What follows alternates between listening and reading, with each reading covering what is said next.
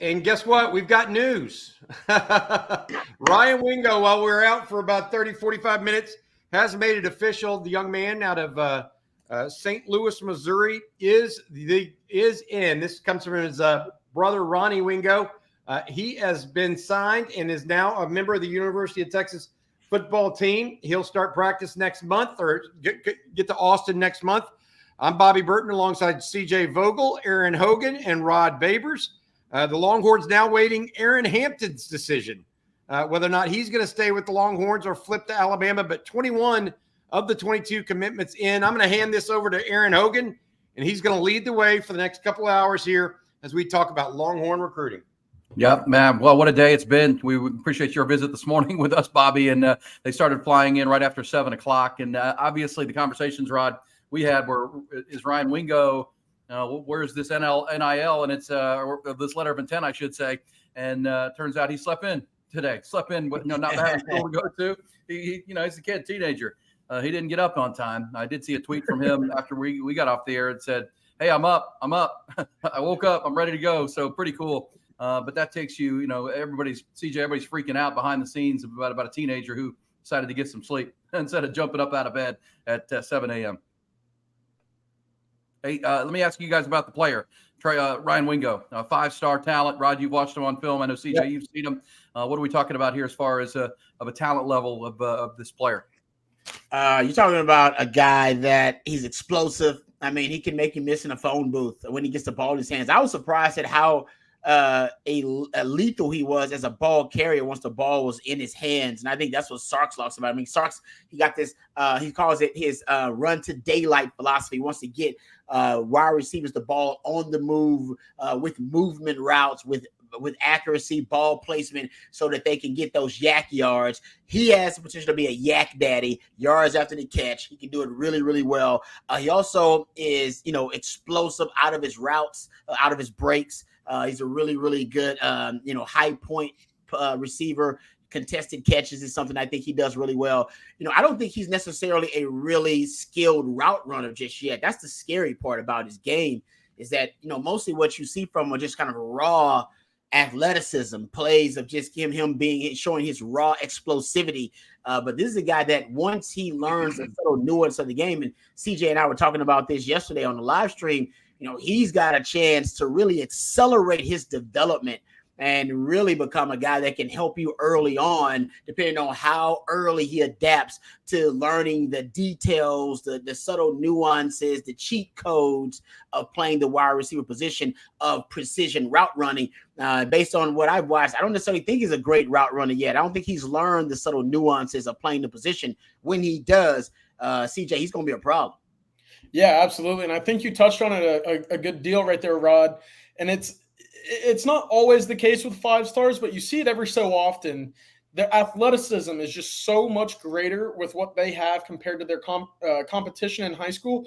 There's not necessarily a necessity for the fine tuning at times. I remember watching Alfred Collins back at Bastrop Cedar Creek and thinking, I mean, this guy's an animal. But really all that was just the pure athleticism and strength that he was able to rely on at the time to get results on the field. And with Ryan Wingo, I think he's no different, and to that extent. He's bigger, faster, taller, stronger. And that fine-tuning is what's going to help him accelerate his development and reach the ceiling that many people, including myself, think he can get to, which is an all-conference caliber guy and potential, first or second round pick.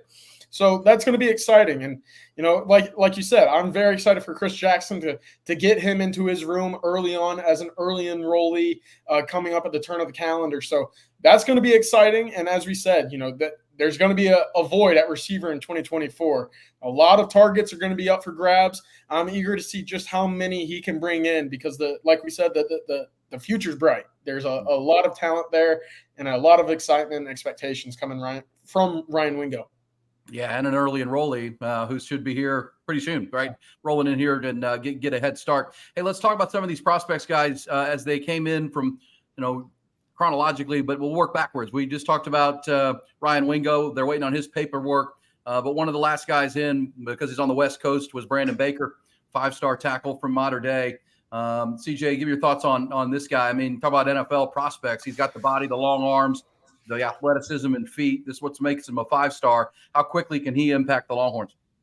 Yeah, certainly. And what's nice about this one is there's not, an immediate necessity to get him on the field. Obviously, it's great to get a 5-star offensive lineman into the fold. What's going to be even better is when he's fully ready, physically wise, to be on the field. And I think a year of development is going to help. Obviously, he will be in that right tackle conversation with Cam Williams this year, assuming, considering the fact that Kelvin Banks will return. But what's exciting about Brandon Baker, and Aaron, you mentioned it, the long arms stand off the page, but also to me, it's the legs. It's the movement and the fluidity with his feet.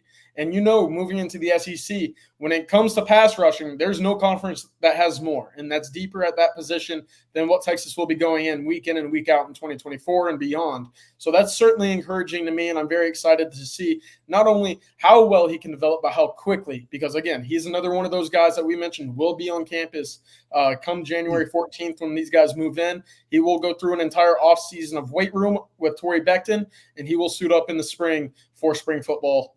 Again, can never have enough 5-star guys in a position like tackle. It's a difference maker. Yeah, I want to add this. Oh, so go ahead, Rod. No, I just want to say he's got a couple of traits that you just can't coach, right? We talked about that. These coaches seem to be recruiting traits they cannot coach, they can't develop. Long arms. He's got great feet. He's a guy that can stay in front. You're talking about Texas that pulls a lot of their offensive linemen. He has the athleticism to pull, stay in front of defenders, and he can put defenders on skates too. So he's got some power to his game. So I really like him. He finishes blocks. That's one of the things you like. That's an attitude thing. Finishing a block is an attitude thing. You can get into a guy, you can engage him, but finishing a block with authority, that's something you'll see on film from him a lot. And I tell you, that's that nasty you want. We talked about that, right? You got to have that streak of nasty. Casey Stutter would love that. He always says, man, that guy ain't got enough nasty in him. I always ask him about offensive line. He's kind of like one of my go-tos. And he'll say, he ain't got enough nasty in him. I think he'd be happy with that, the amount of nasty Brandon Baker's got in his skill set. I want to add this real quick. Ryan Wingo had announced it or signed the paperwork. Texas officially releasing him as an NLI signature now. So Ryan Wingo is officially in the University of Texas recruiting class. That's 21 of 22 on the day. Still waiting on Aaron Hampton. But Ryan Wingo made everybody kind of sweat a little bit there today, guys. I think it's kind of the fun part of signing day. You got to make sure all the Christmas presents are wrapped and that you get to unwrap them. You don't want some thief coming and stealing them in the middle of the night. I love it, man. Wide receivers are divas. Wide receivers are divas. They just want attention. He's awesome, but he's just like all the other wide receivers I know. They want a little attention, and that's all he wants. He got it. He got it. What a day to sleep in, of all days. Yeah, but nothing to do here. Well, yeah, of all the days, but I'm sure he woke up if his phone was on to a million texts and, hey, what's going on? Where are you at? That's the attention he's looking for right there, guys. Exactly. Hey, before we run through some of these prospects, get y'all's thoughts. We started with Brandon Baker and Wingo, a couple of the 5-stars. What is the latest on Aaron Hampton, Bobby? We talked this morning that Alabama's coming hard. Is the Dangerfield product? Are we level of concern if you're a Texas fan? I have not seen him announce any which way. I think there was a thought earlier that some folks for Texarkana would figure out whether or not he was going to sign with Texas first or not, or whether he's going to flip to Alabama. It was supposed to be at noon. It's about 12:15 right now. So I would imagine in the next 10, 15 minutes here, we're going to hear back on exactly what's going on there. But look, I got word earlier in the week that it was a possibility, right? Heard that was a possibility. Heard Texas had already kind of nipped that in the bud. And then again last night, started hearing more and more that he was re-engaging again with Alabama. I put it at 51-49 Alabama over Texas right now. Okay. And so that's kind of where I'm at. We'll see what happens in the next, 15, 30 minutes, whatever it may be. But it's going to be one of those nip and tuck recruitments. Steve Sarkisian's been in these before. He'll be in them again. And Texas fans just have to have the constitution to wait it out. Any guess, CJ, on however this falls, what his position is? He's listed as an athlete in the by the recruiting services. What do you see him as big picture? Yeah, we got word this morning, or at least I got word this morning. Alabama's prioritizing him at the wide receiver position, which is something that he prefers, something that really caught his attention late in the recruiting trail. Texas was going to give him the option to play, or at least come in with the opportunity to play both sides of the ball. Obviously, I would assume that was going to go one way or the other. And, the opportunity to jump right on in as an offensive player for Alabama was something that has caught his attention and made things a lot more interesting as things have progressed into signing day today and the week previously. So a lot to consider if you're Aaron Hampton right now. And I mean, luckily for him, he's picking between two teams right now in the top 4 of all of college football. So credit to him and the type of talent that he is, and obviously a signature the Longhorn staff would prefer to have. Yeah, Texas, guys Alabama. want to play offense these days, right? They want to play offense. JT Sanders preferred to play offense. He wants to play offense. Nick Saban tells a story about telling Trevon Diggs, who came in as an athlete, wide receiver, safety, DB, hey, man, I want you to play DB, and him crying, tears in front of the GOAT, the greatest defensive mind in the history of college football, says, I think you can be my starting corner. And he cries because he wants to play offense. Guys want to play offense, man. They want to score touchdowns. So I could see why the young man may give an advantage to a team that prioritizes him to play offense. It's just one of those things these days. It's really, really tough to get. And they've said this, I've talked to coaches. It's tough to convince great athletes, hey, come play defense. You can actually, your upside is way higher on defense. They want to catch passes. They want to catch touchdowns, and chicks dig touchdowns. It's one of them things. Hey, DeAndre got one in the championship game. That's true. Hey, I want to put this up real quick. One player that we mentioned, Aaron Hampton, guys. The other guy we're waiting on is Anthony Smith, the linebacker out of Jasper. He's not announcing until 6:30 Central tonight. Longhorns, that's the only linebacker the Longhorns are recruiting. Of course, he's been committed to Texas A&M for 6 months, CJ, or so. Yeah. It looks like the Longhorns have made a late push there. We're waiting to see what exactly happens with Anthony Smith at 6:30, along with Aaron Hampton at this point. Hey, CJ, do you think when Steve Sarkisian sits down for his news conference at 3:30 this afternoon, he'll know what Anthony? He won't say it, but do you think he'll already have a good indication of what's going to happen? From all accounts that I've heard coming out of Jasper, it's been pretty tight-lipped. And, I would be, or I guess I wouldn't be surprised if either program would have no idea going into the decision. Obviously, each recruit does it differently, and how much communication goes into the staffs. Previously, there have been commitments and signings where the staff is finding out just as much as we are, and the fans that watch in and for streams or whenever they go live for these signings. So I like to think that the confidence exuding from the Texas facility from this weekend's visit would be enough for them to think behind the scenes that this one would be locked up. But again, that confidence can only be known by the folks inside that room. So we'll see. I'm sure they're just excited for 6:30 to come around as we are. No doubt about it. All right, so guys, as we work our way back, and we'll keep our eyes on the Anthony Smith situation, Aaron Hampton, where that's going to go. But on the thumbnail on these players that are committed, the 21 of the 22 so far. What about Santana Wilson? He was another one from the desert, coming in from Scottsdale, Arizona. His father was a tremendous player in the National Football League. Start with you, CJ. Santana Wilson, bloodline's good. Grew up in a football house, good size. But what do you like about him? Yeah, I love how wiry and lengthy he is, with his arms. The athleticism is obviously there with the NFL pedigree. Again, he's one of those guys, and you'll hear a recurring theme with these with this class of 2024.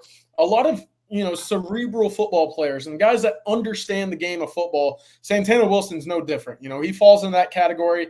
As you mentioned, his father, Adrian, played in the NFL for 12 years with the Cardinals, did some front office time with the Cardinals, and is now with the Panthers, as Bobby mentioned earlier this morning.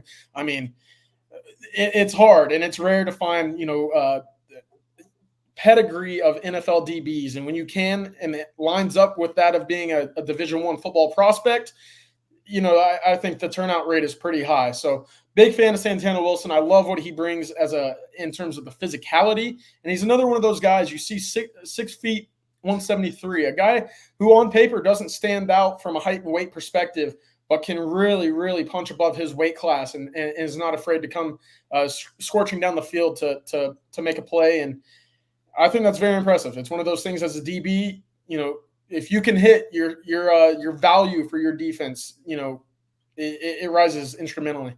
Yeah, I want to add to what CJ said too about how they're recruiting guys with high football IQ. I totally agree with you right there. No question about it. Remember, Sark was something that he emphasized and brought up and really criticized about his own team multiple times in the offseason, right? And talked about football IQ. We got to get better situationally with situational football. Situational football is just football IQ. It's just knowing the down, the distance, the situation, knowing how they want to attack you, their formation. I always say I'm a football investigator. You're just picking up clues as how the defense or how the offense are going to attack you. And I think that's a data point they're looking for in evaluation. I'm not necessarily sure it's like when I said, they're recruiting certain traits that they can't coach or teach, like speed, like pass rush ability, like coverage ability. But I do think now I agree with CJ. It's a data point. Football IQ is, and kind of football pedigree is a little bit. And also I think that goes back to why Sark likes to recruit players from great football cultures in high school. He's talked about that, programs that can make state title runs, winning programs, because their culture will weed out bad football character, or it'll cultivate good football character. So as a coach, a head coach at college level, it almost gives you a little bit of a head start with the football IQ, the classroom. Gives me a head start when I can recruit a guy that already has a good foundation of football IQ. Helps me to develop football character and culture when I got a kid that's coming from a really good football program and culture, and I already know exactly that he knows the expectations and he knows how to handle the pressure, that kind of stuff. So I totally agree. I think these are, and they're very finely tuned details, but I think Sark's he's basically in touch with his culture to that extent. Yeah. Rod, you've been around players who come from NFL parents, right? NFL fathers. What's been your experience when you work with guys like that they're ahead of the curve, it feels like? Yeah, some of my best friends in the world, Kyle Shanahan's one of those guys, right? Chris Sims, one of those guys. They're old souls. You got these guys sit around the table, and when all of y'all are talking about y'all's day with y'all's family, about what happened here in the classroom, they're talking about football. Like when the dad does get down the spirit of his face talking about football. Shano was in the locker room during those Super Bowls. He was on the sideline during those Super Bowls. He was right there where they were making halftime adjustments. If a playoff game, Shano was just sitting there in the background hanging out. I mean, you cannot put a price. You can't quantify that kind of experience. And the same thing with these old, like Santana Wilson, same thing with him. I mean, when dad comes home, he's talking about the game. And when he watches a game with his dad, it's very different than when y'all watch games with y'all dads. He's actually watching film with his dad. He's breaking down technique fundamentals. So yeah, man, I call them old souls. I mean, Quandre Diggs was like that. Anytime you got a sibling, a family member, a father, mother, anybody that played at a really high level, and then you know the expectations and know the standard, it definitely helps. There's no question about it. Yeah, walking ahead of the curve. Yeah. All right, so there's one from the deserts. What about, and we're going through these in the order they came in, kind of working backwards, but Christian Clark. I know, Bobby, you like Christian Clark, running back out of Phoenix, Arizona. Kind of running style reminds you of Bijan, not just that he's from Arizona, but body build and his running style. 4-star running back, as you see there. What jumps out for you with Christian Clark? I love his toughness combined with his feet in the hole. That's what I love more than anything. I think you'll see him make people miss routinely in his highlight film. You'll see him do that in every game film you watch of him. Just a tremendous all-around prospect from the standpoint of he's tough. He played linebacker as a sophomore and junior in high school. Also combine that with playing running back. Look, I feel like there's, a handful of running backs of his caliber in this recruiting class nationally. I think that a lot of guys a lot of people they overlook Arizona as a state for prospects. I believe that for a long period of time. And it's not necessarily the best state for prospects, right? But they do have the Bijan Robinsons that come out of here, Terrell Suggs, Brock Purdy. I mean, guys like that have come in and out of the state of Arizona, and no, they don't have the sheer numbers of Southern California, of Texas or Dallas or Houston, but Phoenix is a growing metropolis. He's another guy that I feel really good about this commitment to Texas. I mean, he was somebody's asking here in the chat, Raymond Vella's asking whether or not he was able to get permission to graduate early and enroll early. He was one of the guys that was able to do that. He'll be on campus this spring.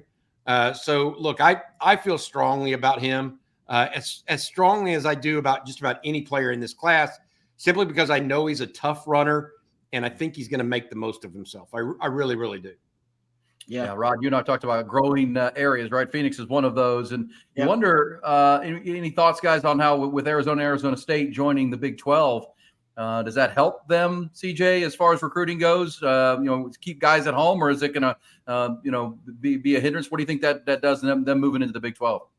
Well, it certainly opens up the door for them to get into the state of Texas, which they've started to do already.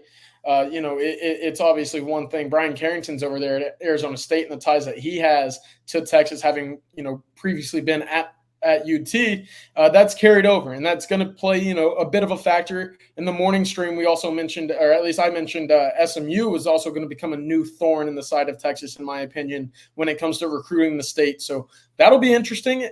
For Arizona specifically, and the two schools that are moving to the Big 12.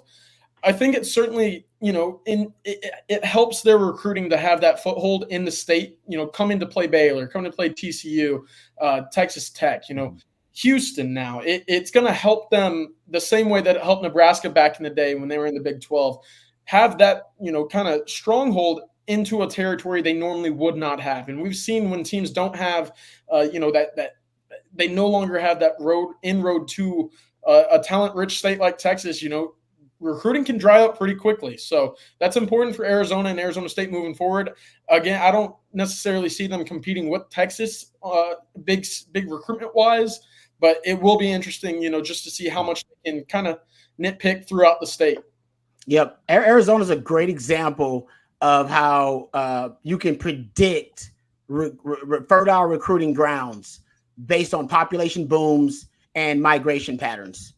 You go look, and Texas is a great example too. Central Texas is a great example of it, right? The high school football in Central Texas has started to, achieve at a much higher level because the population booms and the communities here have flourished, right? And they've started to grow at an exponential rate. Same thing in Arizona. You go look at fastest growing cities based on the census of the last 5 years, man, nothing but Arizona. A lot of Arizona towns in there, man. If you look at it, you go Sun Valley, Arizona. There is Buckeye, Arizona, Maricopa, Arizona. Like all Arizona's littered all throughout the fastest growing areas and communities in the country.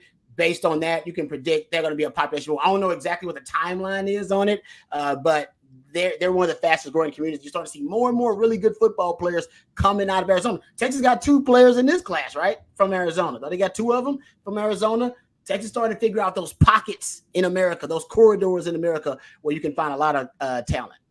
All right, need to break in here a little bit, Rod, on that discussion. Aaron Hampton to Alabama. That is official. The Dangerfield wide receiver, defensive back, has flipped to Alabama. Not surprising there. We've been talking about it for a couple of days, but last night things became a little bit more real. And then he followed up with that just moments ago, officially flipping to Alabama, the young man from Dangerfield, who just had, by the way, just had a home visit last week from Blake Gideon. Also, DeAndre Evans, the defensive lineman out of Longview Pine Tree, was part of that home visit. So it's interesting now where Texas goes. Neither the defensive backfield nor wide receiver room was accounting for him in this recruiting class. Texas was wanting him as an athlete. So what does that do now for Texas? Do they have another spot for a wide receiver? Does this open up a spot in the portal, CJ? What are your thoughts? Yeah, certainly. For the wide receiver position specifically, Texas will be losing a lot. We've talked about that, extensively.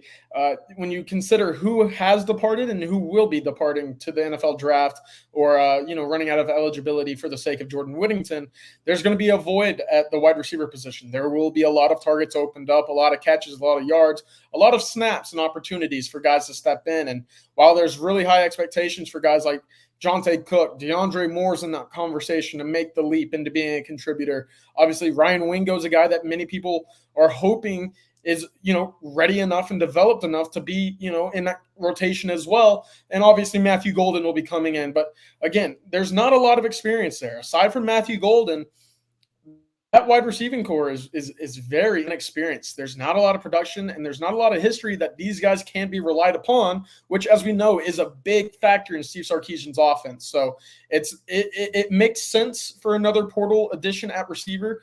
I'm looking at a guy, similar to what we saw when Texas went out and added like Tariq Milton, maybe not a guy that's a number one right away to keep the room happy in a sense, but a guy that you can trust, a guy with experience back in the day that can come in and play valuable downs, and at the end of the day, won't run the wrong route, and two, has enough talent to get the job done should he be relied upon by Quinn Ewers or Arch Manning or whoever's throwing the football to him. Interesting. And it is interesting, Bobby, you mentioned that Blake Gideon was in the hen home, and that, CJ already mentioned that Alabama was recruiting exclusively as a receiver. You wonder if he felt like he was going to be pushed into the defensive backfield here, and Alabama was giving him open road to the receiving core. Either way, obviously the viewers out there are going to be thinking about Evan Stewart, also the kid Terry Bussey over at Timpson. Does this bring those two players more in play or back in play? Anybody can jump on that. Yeah, I don't know that to be the case quite yet. We got to find out what Texas now does in the next month or so. Aaron Butler out of Calabasas, California, if they're looking for another receiver, is still out there. You mentioned Terry Bussey as a possibility as well. And then the defensive line is a totally different group. DeAndre Evans, Dominic McKinley out of Lafayette, and then Alex Foster out of Greenville, Mississippi. But the receiver group is a question mark right now. Do they go on Aaron Butler? Do they look at Terry Bussey? Time will tell. Time will tell. All right, with the departure of Aaron Hampton, let's look at the updated recruiting rankings. Matt's got those with the Longhorns ranking nationally, and a big picture view of where these Longhorns are right now with 21 commitments now. Longhorns at 4, trailing only Georgia, Alabama, Ohio State. Oregon got a big flip from Ohio State today that pushes them into the top 5 now. But still, with only 21 commitments, guys, that's a pretty good ranking to be in the top 5 with 22 players. Yeah, absolutely. And I'll say this too. Texas moved up here. Florida State dropped out of the top 5 because Florida State just lost a 5-star DB to Georgia. Oh, wow. He flipped from Florida State to Georgia. Also, I'll tell you something else happened. Jeremiah Smith, who is considered the number 1 ranked receiver in the country out of Dade County or Broward County down in South Florida, he stuck with Ohio State instead of flipping to Florida State, which everybody thought was a possibility. So Florida State loses a couple of spots because they just lost one of their top 2 or 3 players on their board. Hampton will not make that big of a change for Texas. He's not one of the top 17 recruits in the class. Okay, there we go. All right, well, will that losing out on 2 recruits? Are they going to get the Attorney General involved in Tallahassee? Or what are you Come on, man. Come on. All right, we are on Texas football. We're talking recruiting. We're talking National Signing Day. If you're just jumping on, enjoying a lunch break, the news early. Aaron Hampton has decommitted from Texas and has committed to Alabama today, but Ryan Wingo has committed. There was some concern this morning that the end letter of intent was not coming across or coming in. Was there a late Missouri push? In the end, he got up out of bed and sent the email, and he is now officially a Texas Longhorn. We're also waiting for Bobby and guys on Trey Moore, the portal prospect, right? The portal player out of UTSA, who you told us this morning, Bobby. I know you talked about it on the morning stream. Really has down to making a call. It's between Texas and Alabama, and that could come at any moment. Could come today. Could not, come into the weekend. But that's where it stands. He's got 2 choices. He's got to make one. Yep, I've got a text out to someone close to that situation. We'll find out exactly what he decides. But Texas and Alabama going mano a mano there. I mentioned this. He visited Texas, felt really at home. It's easy for his parents to get to. Obviously, Smithson Valley product. But he went to Alabama over the weekend. Nick Saban gave him the TLC, gave him a bear hug, and then put him in a Ferrari from his house. Yeah, put him in a Ferrari. Nick owns some car dealerships. Apparently, Nick only drives the Ferrari on Wednesdays. But on this Saturday, he happened to put Trey Moore in the Ferrari and took him back to Bryant-Denny Stadium. So we'll see how that goes. Right now, I know some people have put picks in for Texas. Some have waited on this. I don't have a really good sense of it. If you would have asked me a week ago, I thought it was leaning heavily towards Texas. in the last 48 hours, I think it's 50-50. I think Trey Moore is really trying to decide what he wants to do.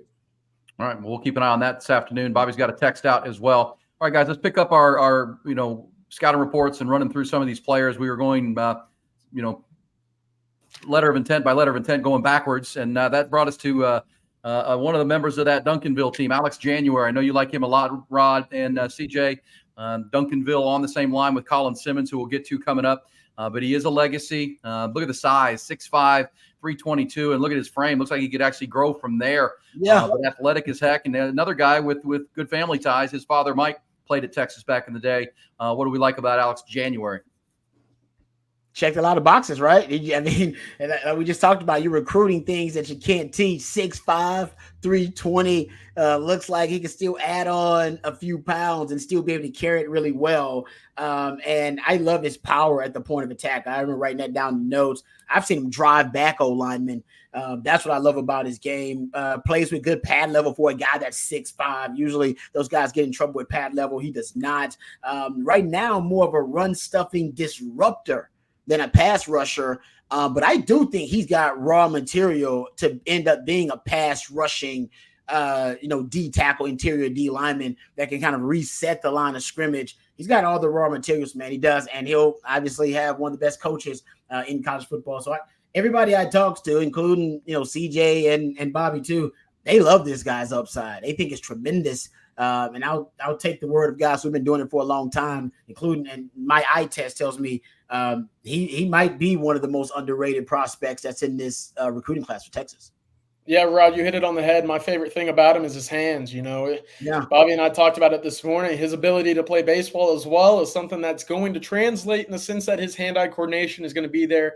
And what we talked about previously in terms of the development and the progression we've seen from Devondre Sweat has been pass rushing moves, whether it's, the swims, everything in terms of getting to the pass rusher is in part because of your ability to displace offensive linemen with your hands. And I think that's a strong part of Alex January's game and what he is already bringing to the table in terms of being an early enrollee. So certainly an impressive, start to his collegiate career. And, the list is long, but one of the kids that, has high expectations coming into from the 2024 class. And it's only a matter of time before Bo Davis and Torrey Becton really start recreating who he is as a football player. Yeah, you mentioned, CJ, the baseball side. I'm going to work with Coach Pierce over there, see if we can get Alex over there to take some batting practice. I want to see him slugging home runs. That big old boy swinging an Easton sounds like fun to me. That's pretty cool. But, the other part of the development and the high ceiling, guys, is that he thought he was going to be a baseball player for a good run of his, growing up into high school even. So he's just, his father was a football player. Maybe that's just being be contrarian like kids like to do, but just kept growing, CJ. He kept growing, and here he is now. He's got to play football. Hey, if you're 6'5", 325, I mean, one place to be. There you go. Hey, Frank Thomas. I remember. Y'all remember Frank Thomas? That's the biggest baseball player I remember. Those guys. Hey, I would add this to what CJ was talking about with the use of the hands for Alex January and it being so important. Mike January played at Texas, guys. I don't know if you remember him or not, Aaron. He's more yours and I's age, a little bit older than even us to some degree. But I talked to him this offseason or before the season started after Alex had committed to Texas. And he said that they really, really worked with him on hand placement. And he felt like that was Alex's, outside of his God-given gifts, his size, his quickness, etc. He felt like Alex was clearly ahead of others because he's worked so hard on that specific skill. And that's where, I'll be honest, that's where playing multiple sports, kids understand that it takes a little something extra to be good at certain sports. And so they're willing to put on an. I said this in the earlier live stream, even though DeAndre Robinson is rated higher than him, even though, Melvin Hills may be a ball of clay, I think Alex January of those interior defensive linemen are the most ready to compete and play. Now, that doesn't mean he's got the highest ceiling, because I think DeAndre Robinson may have that. But it ain't all about ceiling if you're 6'5", 322. because at that case, you're already big enough, right? Yeah. So that's where Alex January, having a dad that played at Texas and cares about sports and knows that it takes extra, can help you.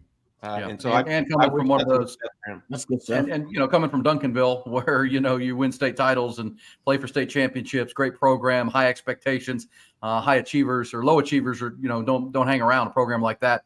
All right, so let's get to a couple of the chats here. Raymond's got a super chat for us that we need to check out. Bobby, I've heard you say multiple times, Texas needs to pick up another wide receiver in the portal. Could that crowd the room with all the young talent we have, or is that not something to worry about? I think that's always a concern, right? Because we don't want to see a bunch of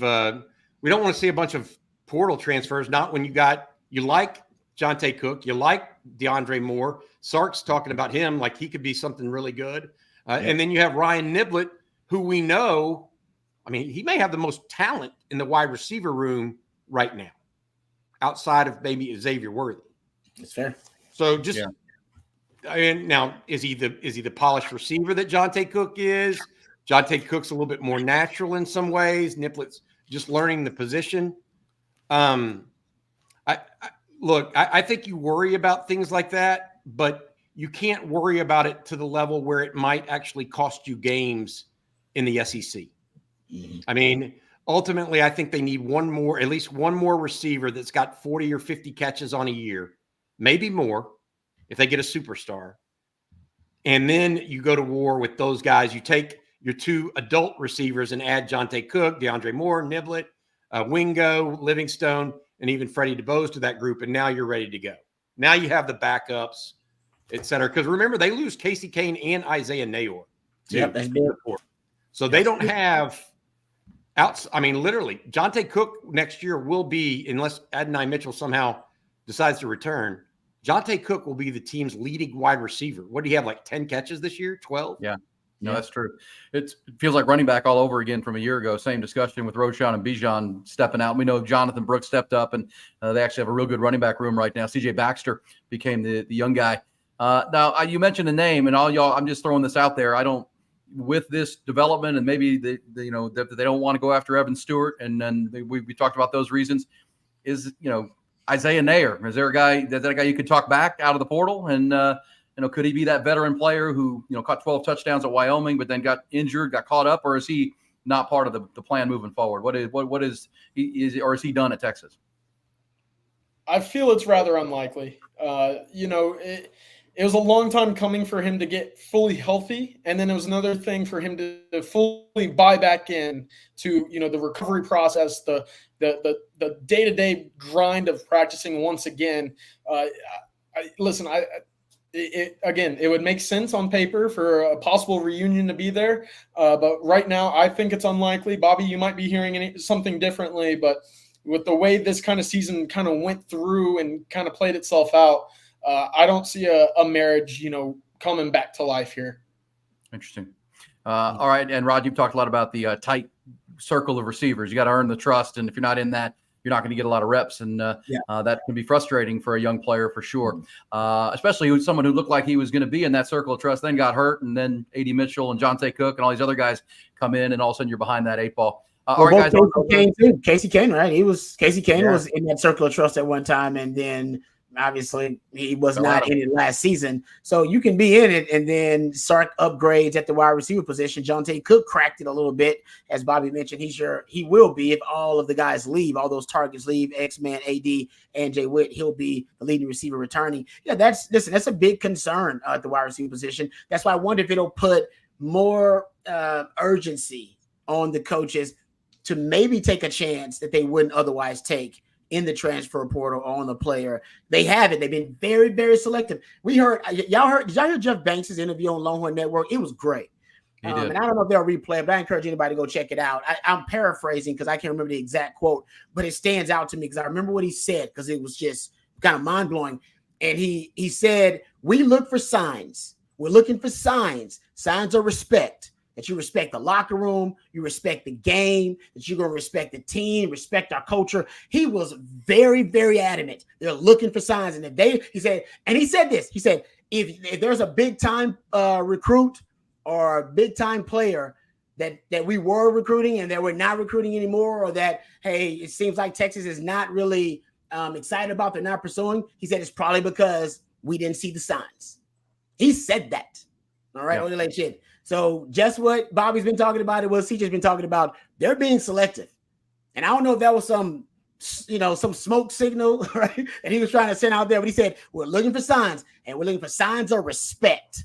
That's what their culture is built on. Signs of respect. If you don't respect the team, respect your teammates, respect the coaches, respect the locker room, he's basically saying you ain't gonna be compatible with our culture. Like I said, I don't know who he was talking to, or if he was just in the mindset of talent acquisition day. This is signing day, and all these guys, they checked the boxes. We checked all the boxes. We saw the signs with those guys. So if they don't see the signs, that's not their guy. Hey, Rod, how much do you love that? I love it. I know. I could tell. It's amazing. It's like music to your ears, right? I mean, as a former player, someone that's seen it at the highest level, that's the ultimate issue. Don't mess with the team. Be additive. Come in, fill a role, and it's not the team. You're not bigger than the team. Now, you can be as big a star as you want to. You can win an Outland Trophy.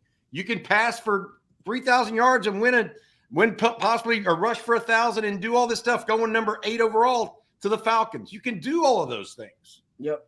But the one thing you can't do is show up the team. I love it. It's different. It shows you the care and attention to detail that all the coaches now are paying to talent acquisition. All right. It's OKG, our kind of guy. Going back to the old quote from the Miracle movie. Hey, coach, you don't even have the best guys. I'm not looking for the best guys. I'm looking for the right guys. That right guy may be the best guy, but if he's not the right guy, I don't give a damn if he's the best guy. All right. Yeah. He's got to be the right guy for our program. Goes back to the Ty Anthony Smith recruitment. Hey, we're recruiting one linebacker. There's one linebacker in this class we like. One that fits everything, the personality, the disposition, the work ethic, the heart, the character. One guy, that's you. And if we can't get you, you know what? We'll skip on linebackers for this class. We good. We ain't desperate. All right. And we're not going to risk our culture because we get desperate about a position or about a player. Now, will they do that at wide receiver will be the question, but based on what I heard from Jeff Banks, they ain't doing that for nobody. Yeah, I heard that too. We were listening to that this morning, Rod. Pretty impressive from Jeff Banks. He was unequivocal because, look, elite teams are hard to build. And to your point about the coaches are saying it, look, elite teams, the leader has a mission statement, but every down the chain of command, they all know that mission statement. They all are a part of it. It doesn't change as you go down coach to coach to coach. Really all the way down to the last guy in the locker room should know what that mission statement is. And it's pretty clear that they're implementing it, and they've been really intentional about it. And we saw it show up this year. The biggest strength of that team was the team because they found ways to win football games. Hey, we got some news here we want to put up, guys. A little portal news here that tangentially affects the Longhorns. Casey Kane, the former Texas wide receiver, it sounds like now, according to a report from Matt Zenitz, that he will be joining the former Texas wide receivers coach, Brennan Marion, who is now the offensive coordinator at UNLV. This is an interesting one. He started a couple games for Texas, like they're mentioning here, but he goes to an offense and a person that he's familiar with. Best of luck to Casey Kane. Hey, by the way, CJ, was he one of the guys that was still practicing with the team or not as of last week? Because a couple of the guys that went in the portal were still practicing with Texas. Was Kane one of those? Yeah, well, Texas is up to 9 guys in the portal now with Chris Ross's addition, I believe yesterday. But as of this past weekend, there were 3 guys still practicing with Texas who had announced intentions to enter the portal. Larry Turner Gooden, Sawyer Gorham Welch, and Casey Kane as well. So the 3 of them were, in fact, still participating in bowl prep leading up to the Washington game, January 1st. Casey Kane, again, a guy who teammates loved him. I'm sure for the younger audience that's over on TikTok, you see his TikToks all the time, with whether it be with Quinn or Arch or Jonte and Xavier Worthy. I mean, they have a good time in the locker room, and Casey Kane's always been a big part of that. So it just kind of goes to show the kind of teammate he is and how well respected he is in the Texas locker room. So he was in fact participating in bowl practices, as well as LTG and Sawyer Gorham Welch. All right, good stuff, CJ. Hey, Bobby, there's more movement on the national rankings. Longhorns last check were 4th behind Bama, Georgia, and Ohio State. What's the movement now? Same top 4. Texas remains at 4, but what has happened now is Miami has jumped Oregon. This is something that we expected could happen. The Hurricanes trying to finish with a flourish. Look at that number of commitments they have right there. 27 total commitments for the Hurricanes. They were trying to pry away Jeremiah Smith, the wide receiver that ended up staying with Ohio State. If they would have done that, Miami would have leapfrogged Texas here. Texas remains at number 4 right now, though. The Longhorns with 21 commitments. Those are the signees thus far. We are awaiting word still on Ty Anthony Smith, the linebacker out of Jasper, who's committed to A&M but visited Texas over the weekend. Bobby, we checked those rankings a little earlier, and Florida was still in the mix. No longer. They've since lost 2 commitments. One flipped to Miami and the other flipped to Auburn just now. So we talked about turmoil and the biggest losers that we expect so far on National Signing Day. The hits keep coming for the Gators. Hey, our friend Jerry Hamilton's been calling this for 2 months, Rod. Yep. Has he not? Mm-hmm. Yep. He's been saying, look, they're just not in good shape right now. I don't feel like they started off really strong in the summer and amped up some commits. And then you know what they did? They went 5-7 for a second consecutive year to have a losing record at the University of Florida. That sounds a little bit like Charlie Strong, maybe a little early Tom Herman. You know what I mean? Yeah. And we've seen, as Texas fans, if anybody has seen that, it's us. Yeah. You know, we live that. We know where they're at, and we know the kind of work it takes to get out of that pit too. Well, I would say this. I'll say this. I told this to E earlier today on the morning show because I was talking about the Aggies. I'm kind of an Aggie sympathizer a little bit because I was almost one. All right, and thank God for Matt Brown because if not, I'd be in Aggie land today. Which I don't want that. But if you hire the right guy, it don't take long. Look at Washington. 4-win team a couple of years ago. They don't have a 5-star player on that damn team. You know, they got more 3-stars on their team right now than any of the other Final Four teams. But they hired the right coach. Kevin DeBoer is a hell of a coach. And he brought the quarterback with him. The coaches are just problem solvers. They'll solve a lot of problems. If they hire the right coach, this is a different discussion altogether, it won't. The dark times won't last for long. Sark's the right guy. All right. And when he came into Texas, he was barely right above 500 as a coach in his winning record. And he's proven through 3 years building a program the right way, he's the right guy. You hire the right guy, it ain't gonna take long. He'll solve the problems that are right there that are plaguing the program. That's part of the problem though, because Texas went a long time without hiring the right guy. They went through like 3 guys without hiring the right guy. You know, this Aggies can go through the same thing, and you can walk through that wilderness and that darkness for a while until you hire the right person. Well, let's add to the Billy Napier misery. In addition to the recruiting class disintegrating, their schedule next year is the toughest in the country. They open with Miami in August 31st, and then their last 5 games, Georgia, Texas, here, LSU, Ole Miss, and Florida State. It's their last 5 games next year. Not good for Billy Napier. All right, guys, Super Chat. Bradley's got a Super Chat for us, fired up there. Bobby, did you say the portal closes Jan 2? If so, how did Adonai Mitchell transfer to Texas 2 weeks later this past January? Well, it was open longer last year, right? Yeah, but there's a difference too. It's open to put your name in. So it's open until January 2nd. You could commit the day before the day classes start. Okay. So Texas starts usually mid-January, right? CJ and Rod? Yes. So you could even enter into Texas 2 weeks later because, you know, that's the last day to add drop classes. Right? Yeah. So the portal opens. There's an opening window. There's the close is when you can put your name in new. Okay. Not when you have to decide by. Okay. So theoretically, a lot of these guys could be deciding mid-January, Aaron, after they get a chance to take a couple visits, right? Yeah. In January. That kind of makes sense.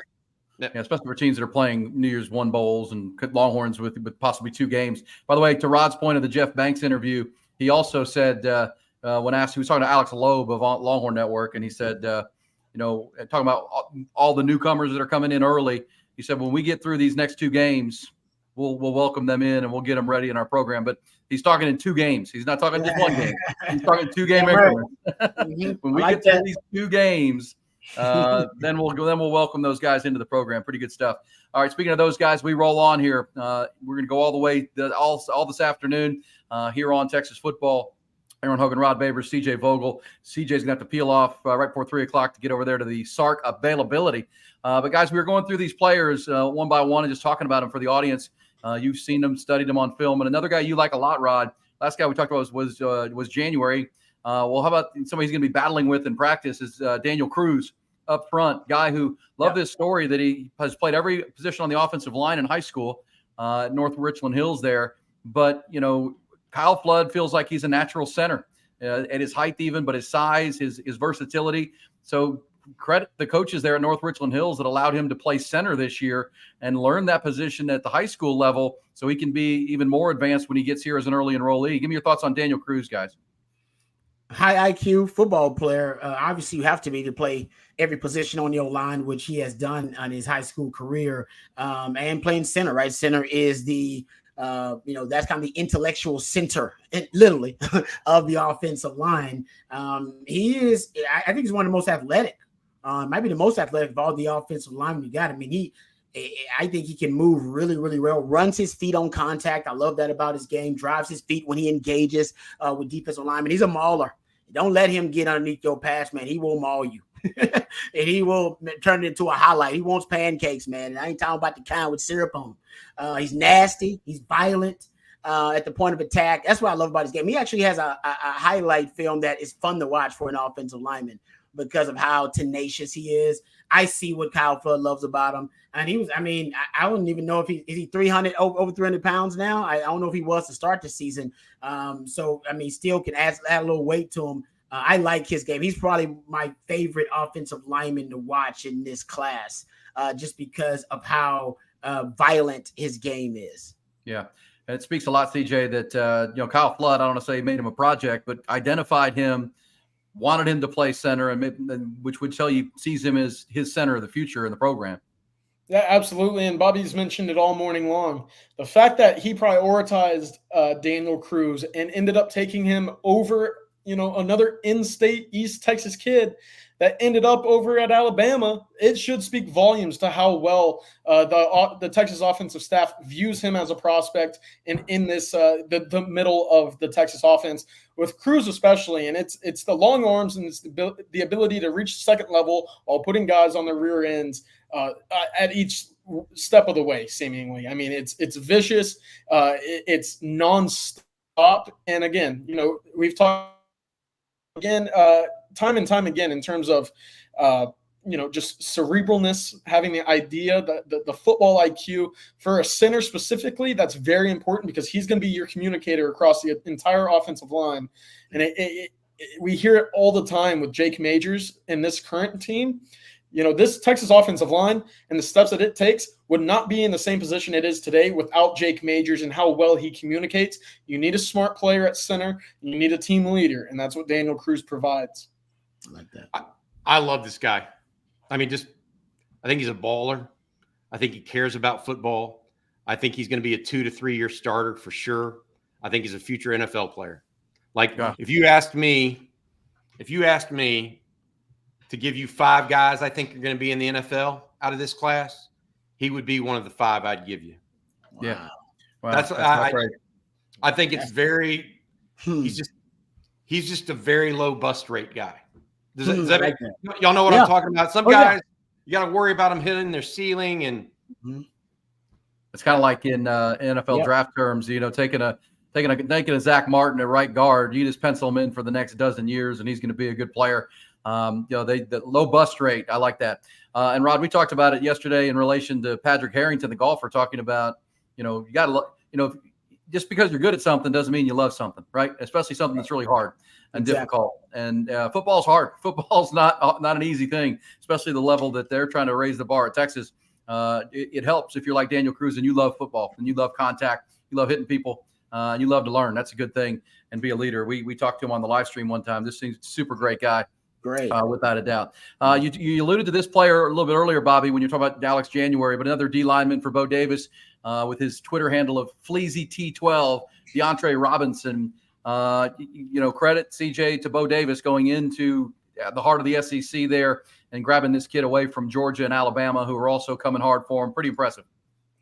Yeah, and I love that you brought up FleazyT12 because that's been one of my favorite handles to follow and type in throughout the entire cycle so far. But with DeAndre Robinson, I mean, the ceiling here is tremendous. He's certainly a raw prospect. He's going to come into Texas as a developmental guy in terms of getting to where you should be as a contributing interior defensive lineman. But the film itself is spectacular. You see the raw strength. You see the ability to get into the backfield and create havoc. And that translates, of course, with the fine-tuning under Bo Davis and the time spent in the weight room with Torrey Becton, that 6'3.5", 315 is going to look a lot different than it is currently. Whether or not those numbers change, the build and the makeup of what's behind it is going to be a lot different. And it's going to provide a more versatile player in DeAndre Robinson, not only in the run game, but in getting after the passer as well. Very high ceiling, and there's still work to be done there, as you would expect with most interior defensive linemen. But a superb get from Jones High School out in Orlando, Florida.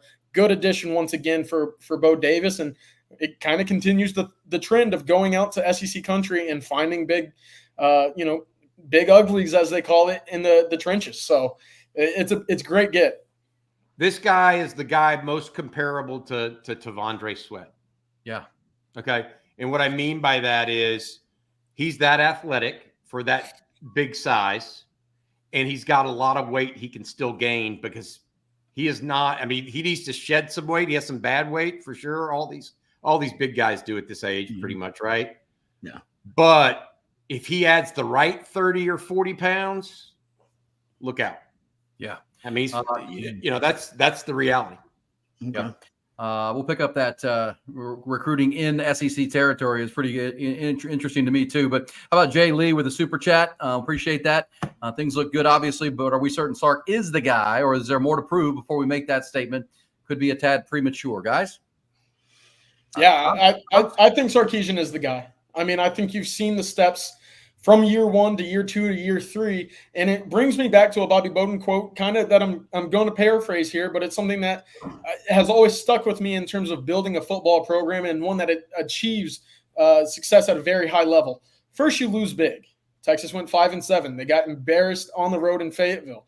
Then you lose small. You see the progressions. The second half miscues in 2022 were there. You go 8-5. You see the steps forward. Then you start to win big or win small. 11-1. There were still some moments this year. Obviously, Houston on the road, TCU, Kansas State, games that probably shouldn't have been as close as they were, but you're still finding ways to win games. And obviously, we're still in year 3. You're in the top 4 of the college football playoff. And then finally, the last stage of Bowden's quote here is, then you start to win big.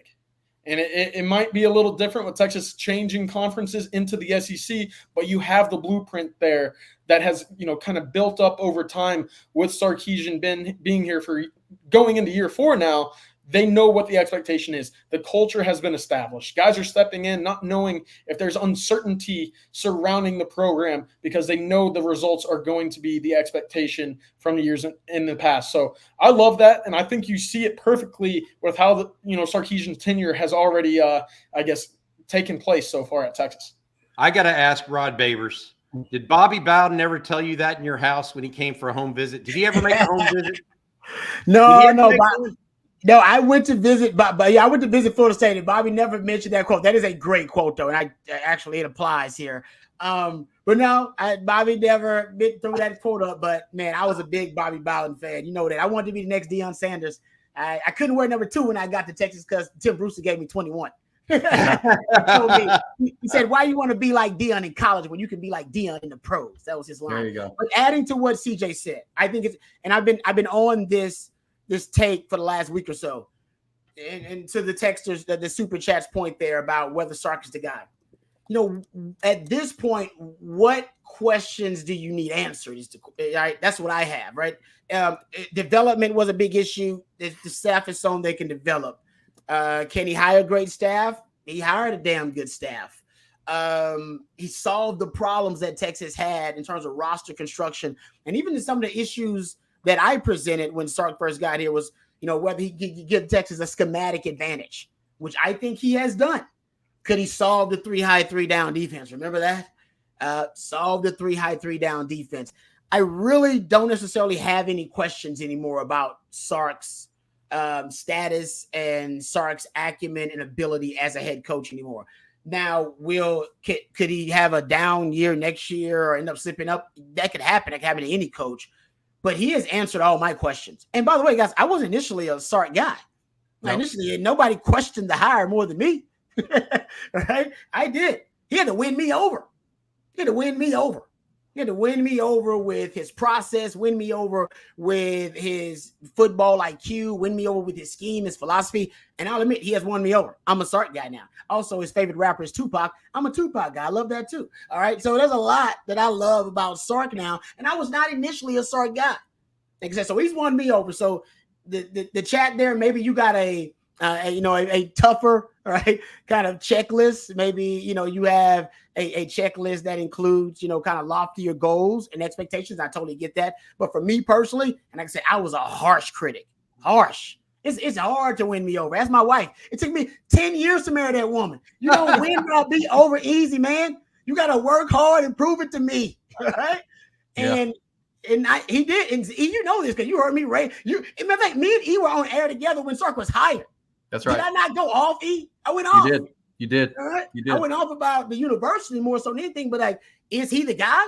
Because if he ain't the guy and y'all hire another failed coach, this program is going to be where he'll, in disarray pretty much, right? It'll be a program that'll be on the verge of losing its luster as a blue blood. If you had hired 3 failed coaches in a row, they didn't. 2 failed ones, but I think Sark's working out for him. Agreed. And I think, as far as what he could still show, gosh, he's got to win a championship, but feels like the processes he's put in place, because we knew when he came in, he was a dynamic personality, he's a big play caller, game planner, all those things. What he had to prove was, did he take some of that Nick Saban discipline where it's, it's every day, it's regimented. He's instilling that into the culture.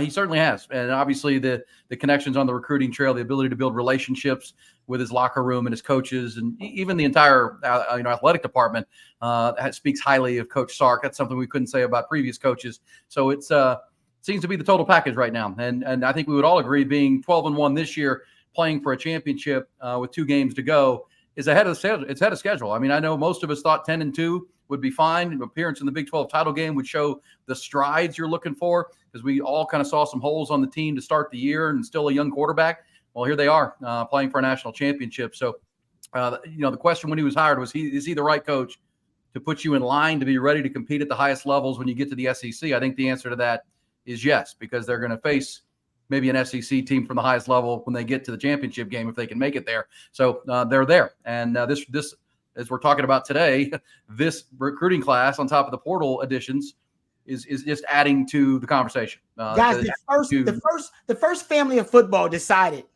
The first family of football, the Mannings, before this season, before the campaign to play in the college football playoff, all right, and winning the Big 12 title, they looked at, they thoroughly vetted, I'm sure, the Sark model and blueprint here at Texas, and decided, the future of the Manning name will be in good hands here at Texas and with Steve Sarkisian.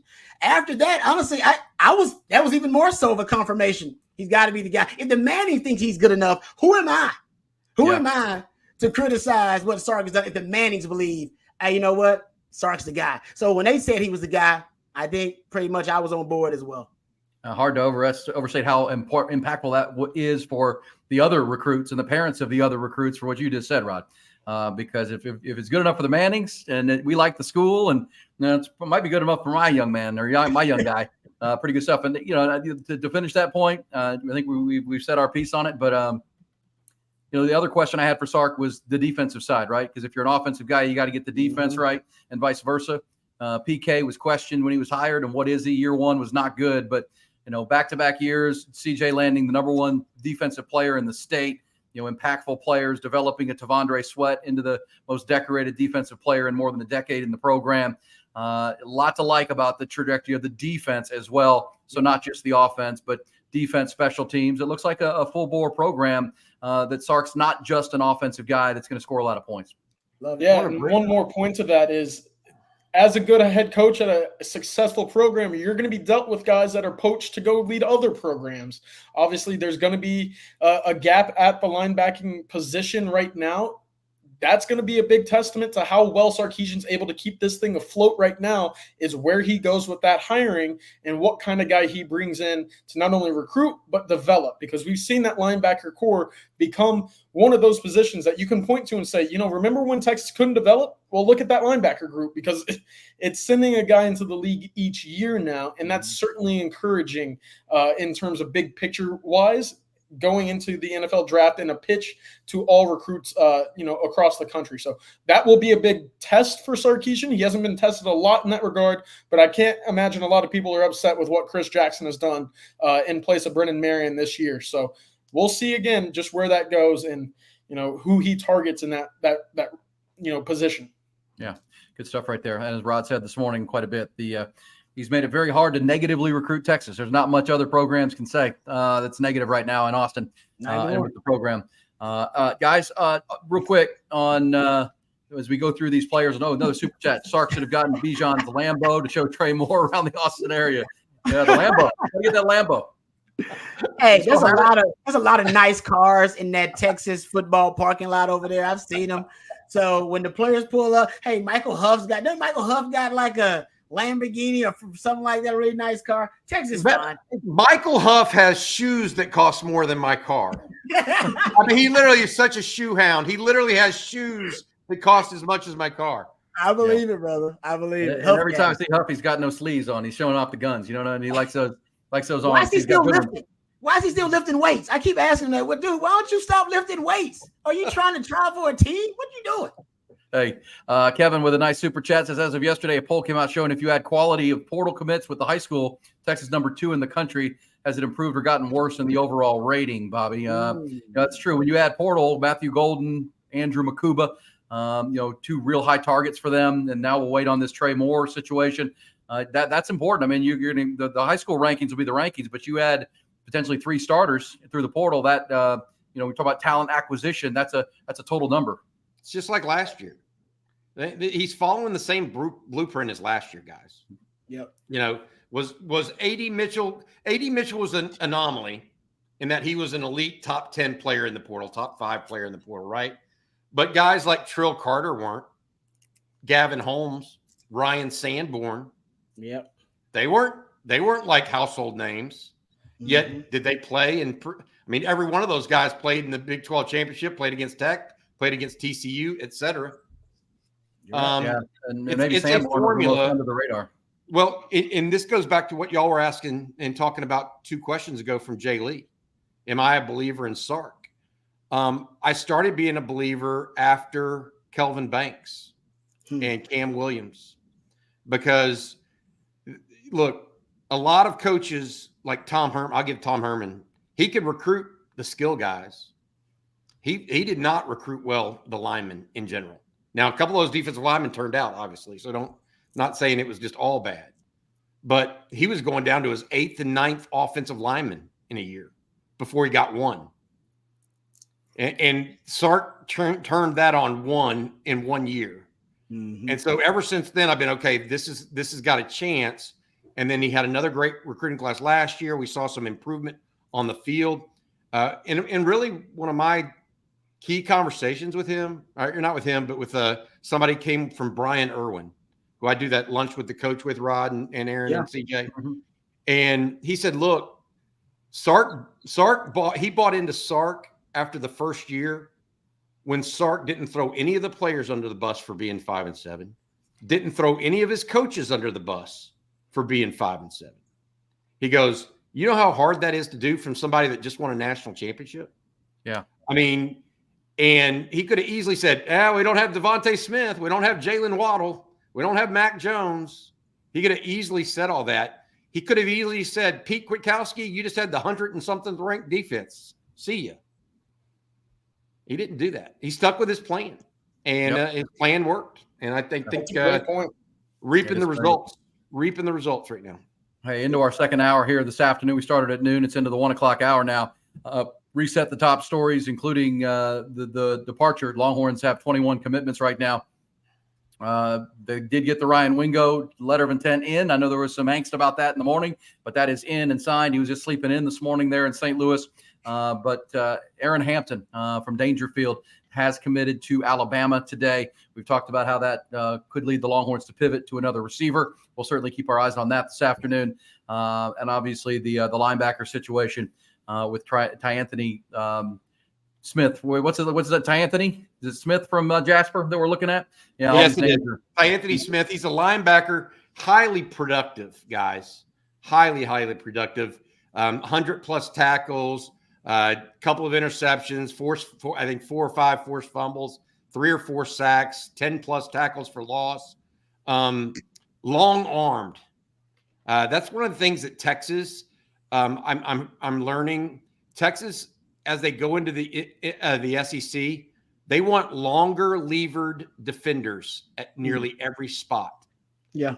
So and Rod, this is important for you because you get into this stuff really deeply. They want longer levered defenders even at linebacker. Yeah. They just think to get around people, get in everything. So you guys talked about hands with the defensive lineman. You got to be able to shed people anywhere, Rod. I mean, you know that long arms benefit on the football field for any position. It's actually, and like I said, I'm not sure where Sark got the philosophy from, or if it's a PK thing. But Pete Carroll is famous for popularizing this idea in the NFL. Remember the Legion of Boom? The Legion of Boom was built on that principle. The guys weren't the fastest guys. Earl Thomas was probably the shortest, stockiest, squattiest guy in that back seven, but everybody was long and rangy. Sherman, Chancellor, they were long rangy. Bobby Wagner, go look at his wingspan. Long rangy defenders, because their belief essentially was, if basically I get a defender that's long and rangy enough, long enough wingspan, essentially it equates to a tenth of a second in a 40-yard dash.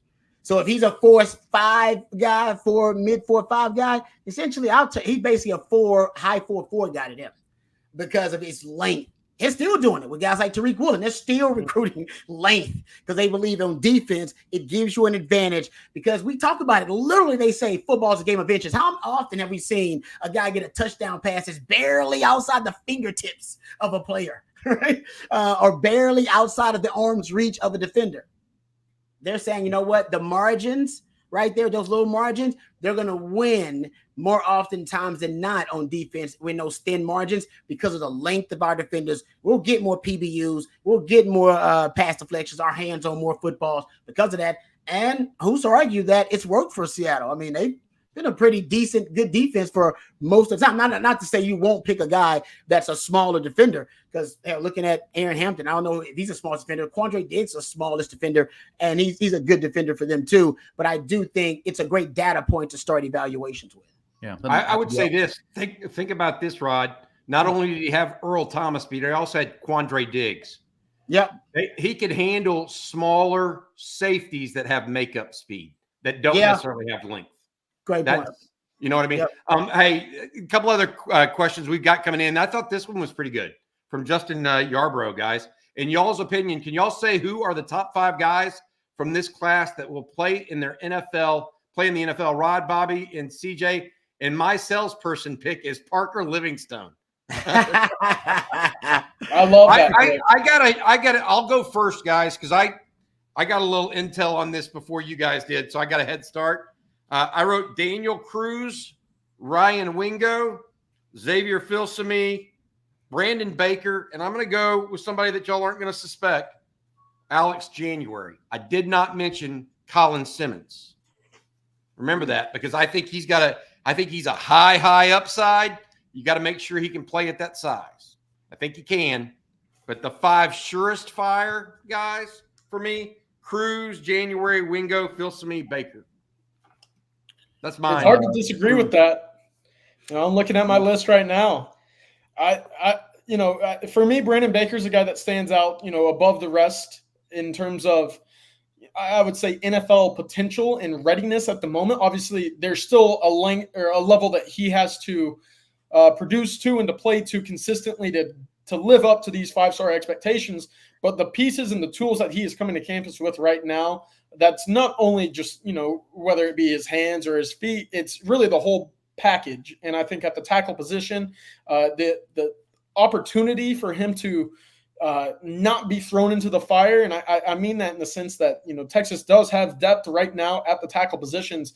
That is very key for me. If there's always a position that I would prefer my star incoming freshman to not have to see time on the field, it would be on the offensive line at tackles and center, and then it would obviously be at quarterback as well. So anytime that you can get a 5-star caliber guy thrown into a full-time role as a contributing player as a sophomore with a year under his belt, I'll take that 10 times out of 10. Yeah, no, that's good. That's a great question, man. It really is. Top of my head, I'll go with Ryan Wingo. I'll go Colin Simmons. I think pass rushing is something you can't teach it. He's got it naturally. I think once they add weight to him, I do think he's an NFL player, no doubt. Feels to me, because he can cover. Guys who can flat out cover is something else you just cannot teach. That will translate. I'll go. Can we include transfer portal guys here? So I go Mukuba. Sure. Then Mukuba is definitely there. That's easy. That's easy money right there. That's definitely an NFL guy. And I was honestly, Bobby's got me convinced on the Daniel Cruz thing. I was already a big Daniel Cruz fan. After hearing Bobby go on his rant, I'm all in now. Now I'm all in, man. I love his game. He's one of those guys. Yeah, I love what Bobby said. Low bust rate player. So I'll go Daniel Cruz on that one. I'm a big fan of his game, his attitude, the way he plays the game. So those are my 5.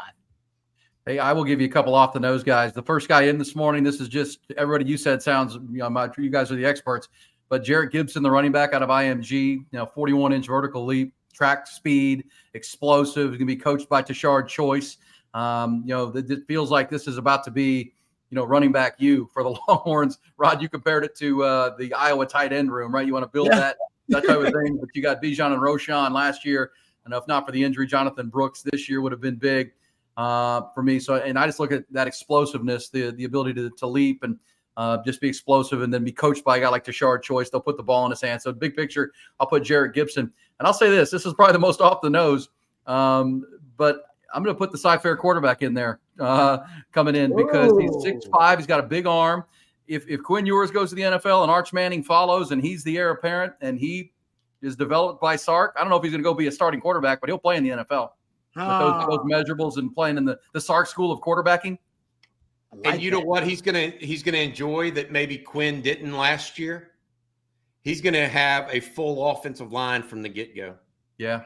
He'll have a full accoutrement of weapons if he becomes the quarterback at Texas.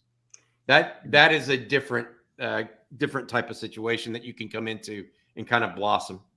Yep. And I'll support you on that one, E, because I do like Trey Owens' game. He could end up transferring and still that could come to fruition. Yeah. I can see it. Just like Malik Murphy. Exactly. Exactly. Hey, here's a question for us. Did Texas win by losing Aaron Hampton? There are some people that were down on the player and him. I was never one of those guys. Look, you have to give young people chances. We'll see what happens to him in Tuscaloosa.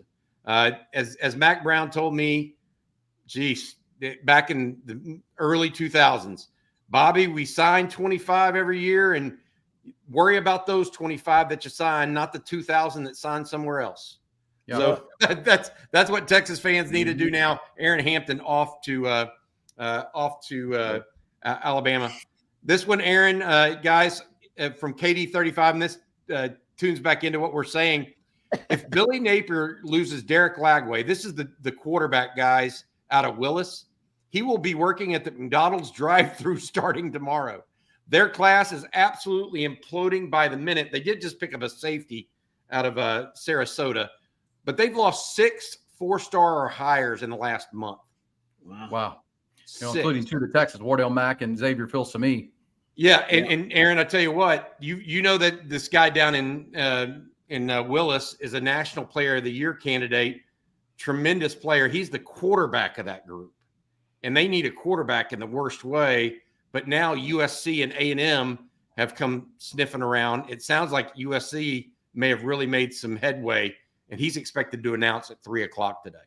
Wow. Bobby, this is all off the top of my mind right now, but USC, you mentioned USC, and Evan Stewart's been a guy that has been brought up a lot. Evan Stewart tried to commit to Lincoln Riley back in his high school days. Lincoln told him no. He told him that they were full at the time. They had 3 guys in their class who, were really – they felt comfortable about not needing to force one of them out to get Evan in. They liked who they had at the time. I'm spitballing here, and I have not received any type of intel to lead me to believe that this is a possibility, but it feels like that could be, a match. Lincoln is obviously losing a lot this portal season. He's kind of getting to the point where results need to matter immediately. Do you take that risk? I mean, not really risk, but do you take that chance on Evan Stewart if you're Lincoln Riley? I think you do. So I would watch out for USC. And again, it's one of those things where they have recruited each other. They're familiar with one another. The offense is one that favors receivers very well. I would look out for USC there. Guys, I'm getting a tweet linked up right now because it's going to be a topic of conversation. I'm sending it to our producer right now. I want y'all to read this. I'm going to let CJ, you do the honors once it goes up on the screen of reading this for us, please.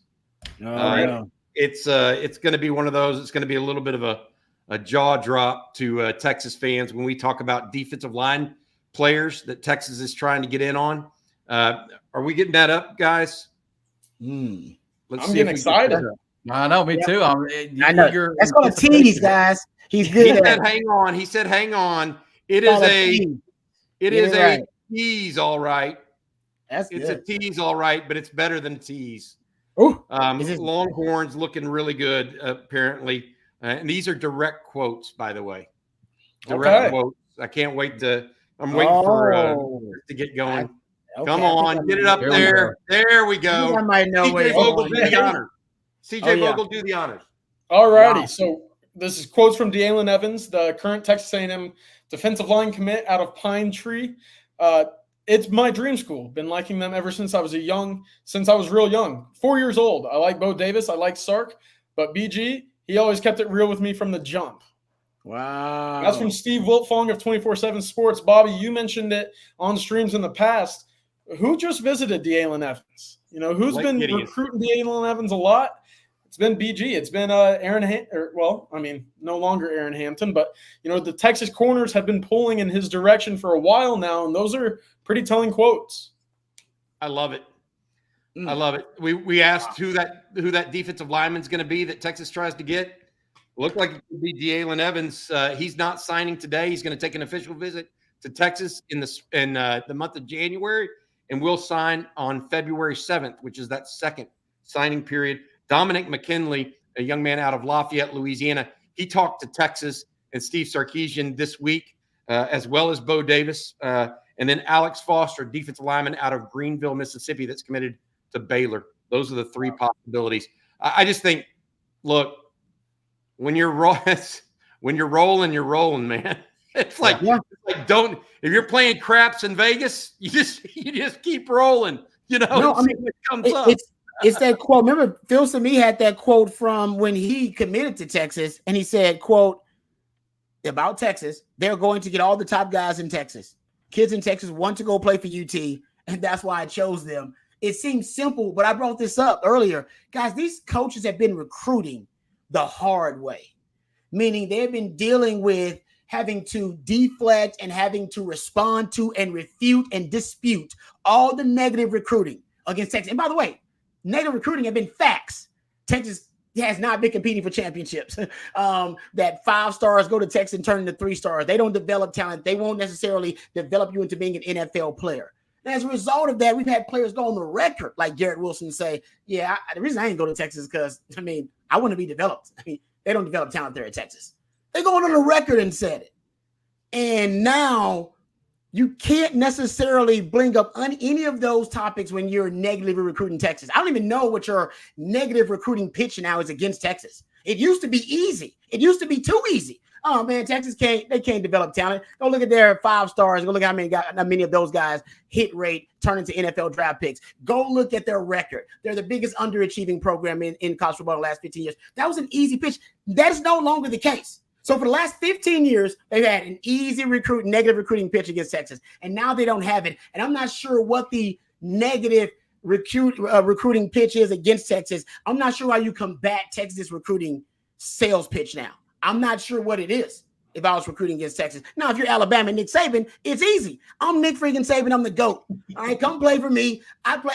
We compete for championships. This was a down year for me, and I'm in the college football playoffs. Just letting you know. Right? This is a down year for me. Yeah, that's easy. Georgia, it's easy. But for almost everybody else across college football, I don't know how they do it.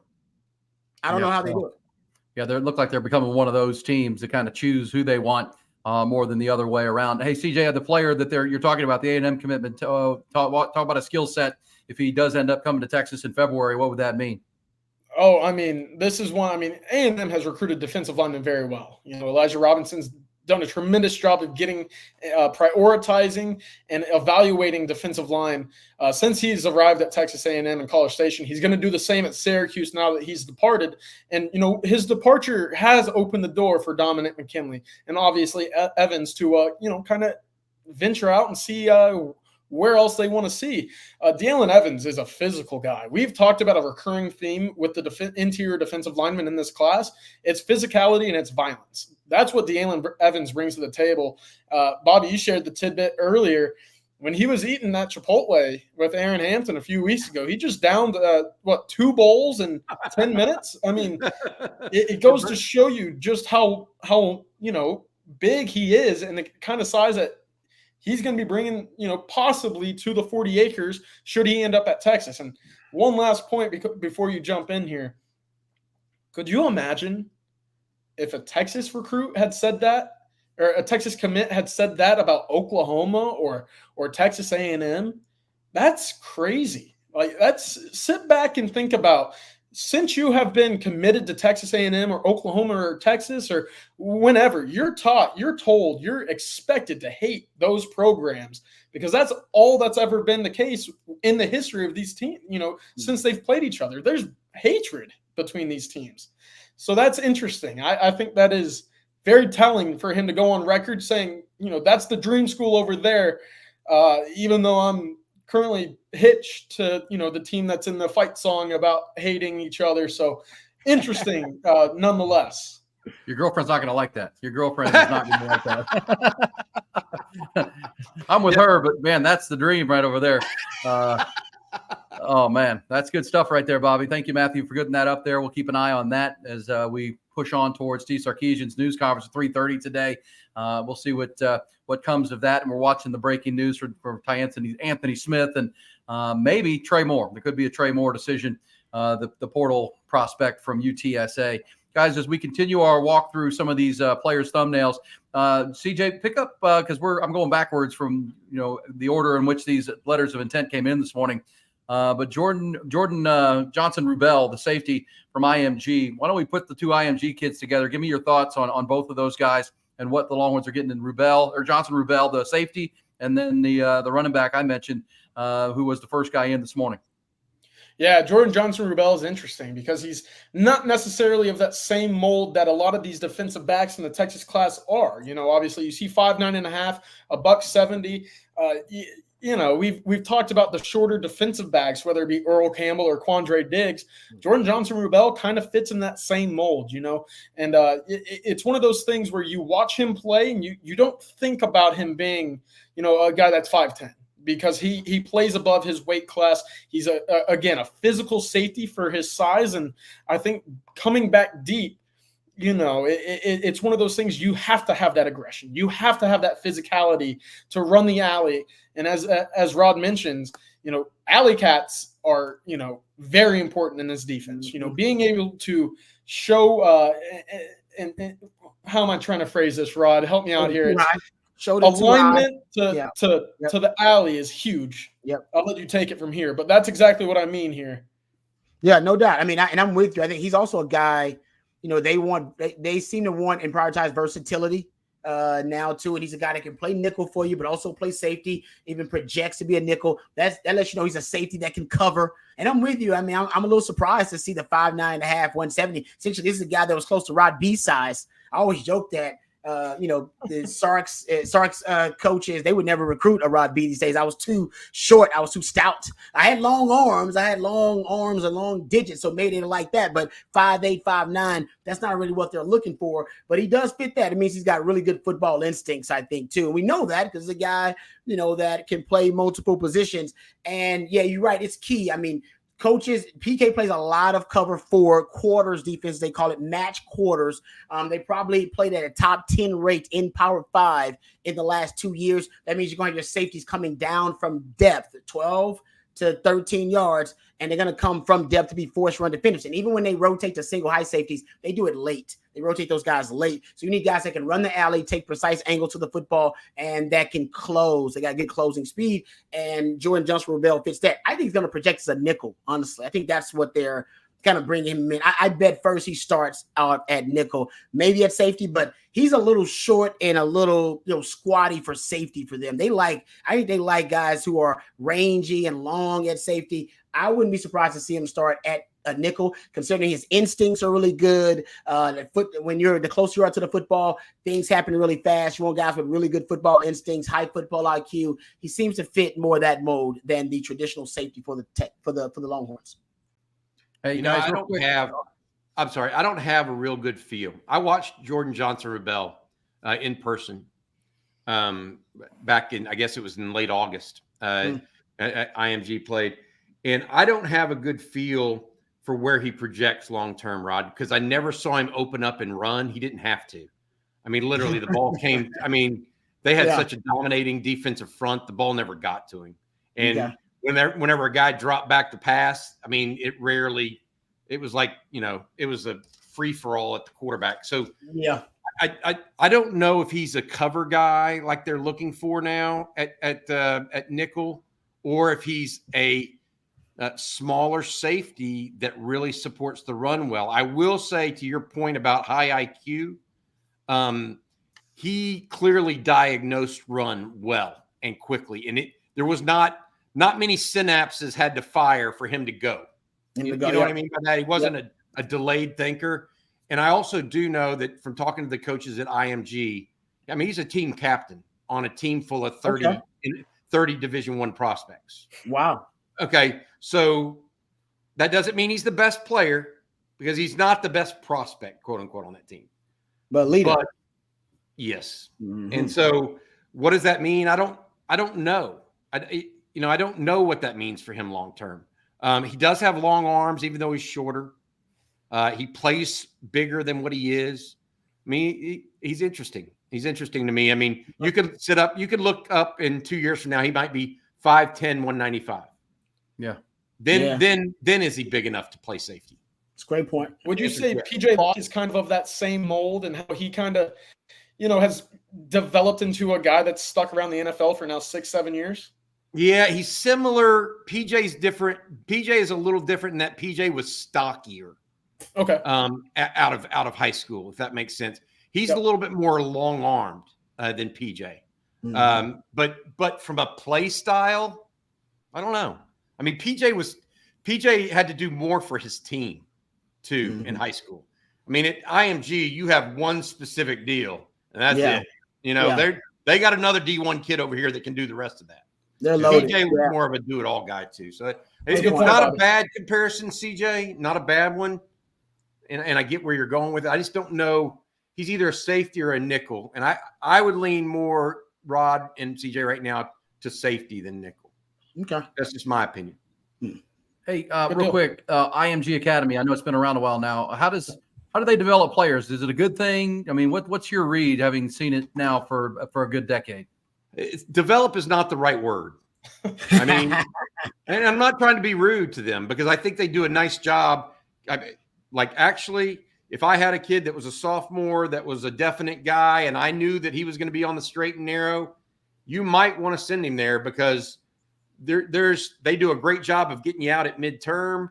They do a good job of coaching you up. You do have good coaching when you're there, but you're not asked as much of. You don't play multiple sports. Yeah. Like, Rod, you needed to run track. It helped you, right? It did. Yep. So that's the one thing that I would pull back on. It has nothing to do with their coaching. I think their coaching is good. I think their situation from an academic standpoint is really helpful for some kids that struggle with that in particular, and they can still get you out at midterm.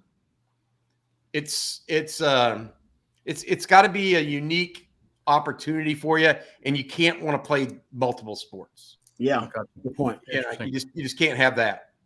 Yep.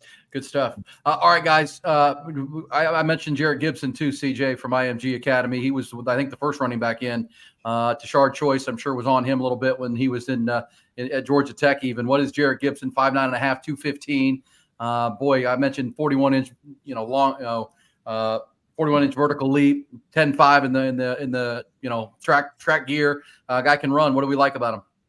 Yeah, no, on paper, this is a guy who's the same height as Jordan Johnson-Rubel, but has about 40 pounds on him. If that doesn't go to give you an idea of the frame that he possesses currently, I mean, that the photo itself should show you all you need to know. He's built very well. He's like you said, he's a stocky kid, and his running style is very fun because very, very rarely do you ever see him falling backward. This is a guy who's falling forward. He's gaining those extra yards after contact, and that's been a staple of Texas running backs under Tashard Choice.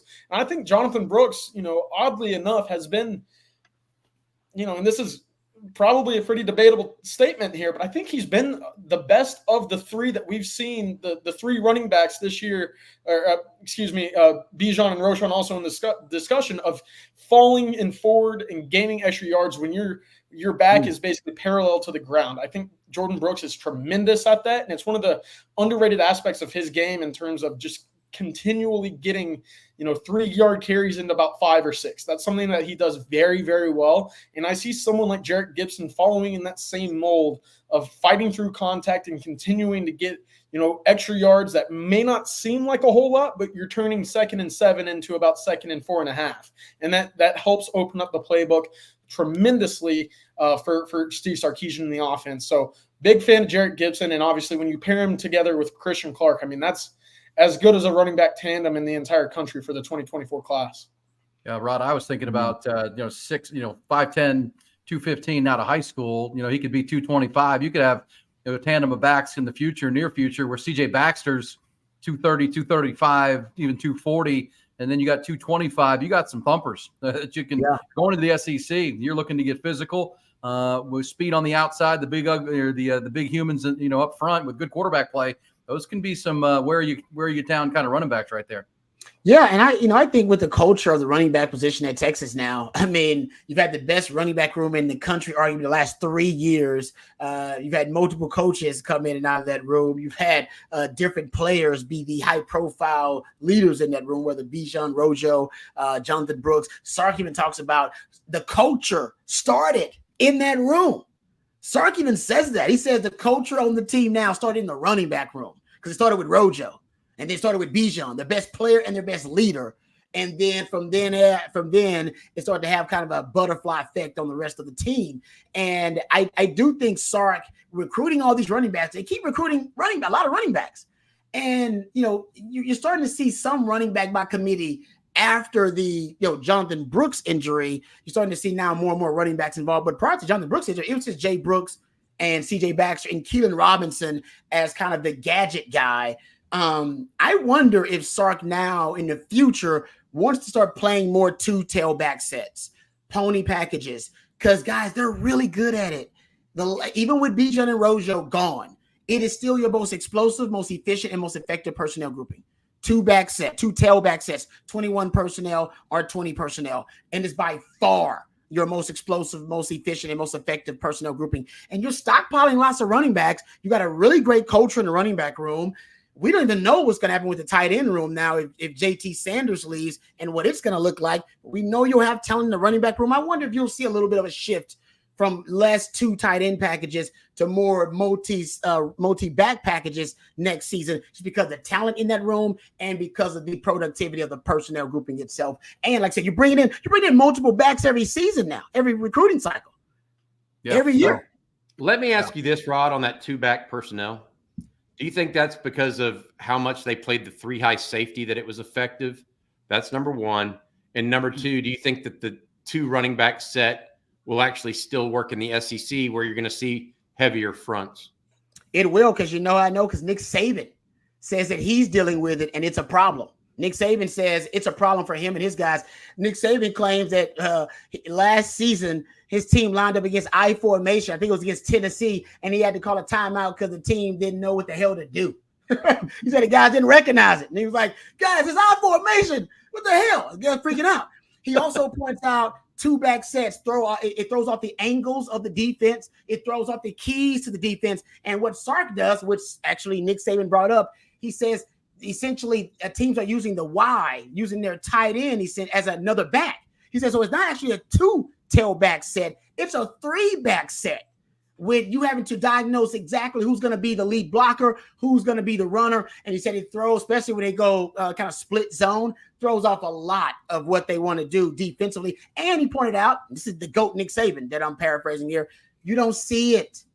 So we don't practice against it. You don't see it a lot. So teams don't really know how to defend it. So it's actually a novelty concept really too. When you break it out, teams are like, damn, two-back sets. And they automatically think run. And Sark ain't running out of two-back sets. He's throwing out of two-back sets, which is also a personnel mismatch and matchup disadvantage for the defense because they're probably in 40 personnel with more linebackers and D linemen on the field, but they're trying to defend running backs like a Jaden Blue or a DeAndre Robinson or a Rojo, and that's a matchup advantage. So it works in a lot of ways, and you're right. It definitely works against the three-high. I think that's one of the reasons Sark loved it so much was because it's effectiveness versus the three-high, three-down defenses. You get extreme, force the three-high to reveal itself, and the power sets of a two-back set, it allows you to do that. Yeah, good stuff right there, Rod. And, they got the backs in the room, too. All right, another super chat from Sean. What's that? Yeah, without a doubt. When was the last time the UT Twitter account tweeted a video montage of Lake Austin, Mount Benel? I love the city of Austin. I'm ecstatic. The area of centering our sales pitch around ATX vibes is over. I'm not sure if I understand that. What are we talking about?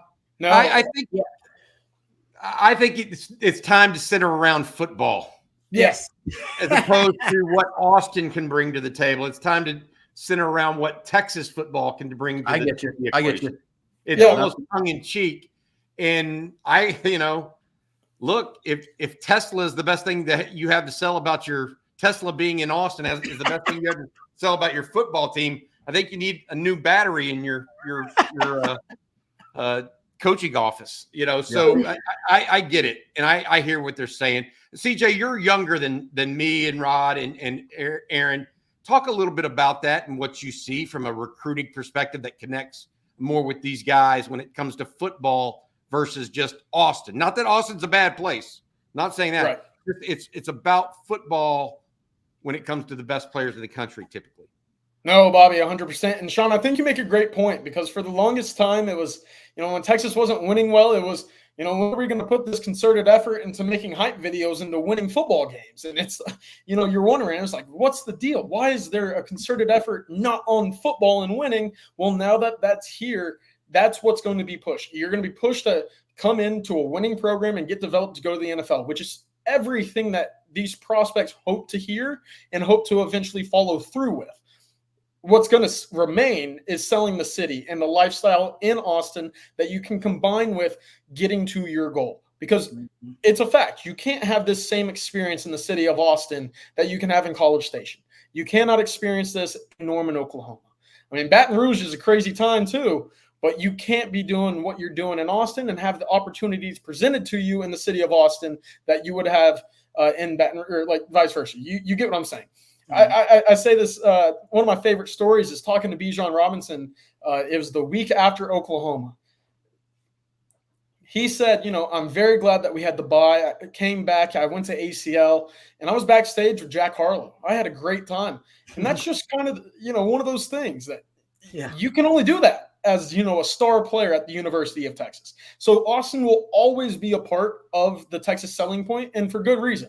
There's a lot about the city to like, but now the forefront of it will be the results on the field and the development of you as a prospect to get to the NFL. So, Sean, that's a great point, great question. I mean, Again, Rod, we've talked about it ad nauseum now.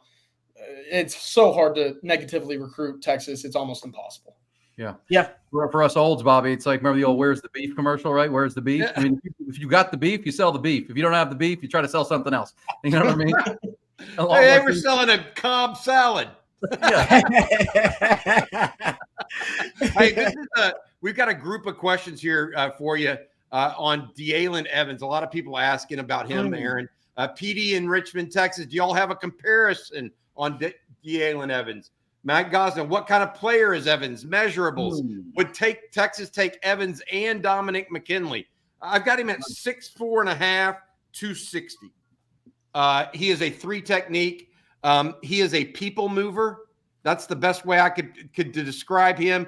He's not necessarily a side-to-side athletic guy, lateral athleticism, but he pushes people and does it pretty, I don't want to say effortlessly, but naturally. You know what I mean? He's got a barrel chest, and he doesn't. Yeah. You know, you have to deal with him. I don't know that I have a direct comparison. I do think that Texas is going to try to take one of these 3 defensive linemen and might take 2 if they can get 2. So would they take Evans and McKinley?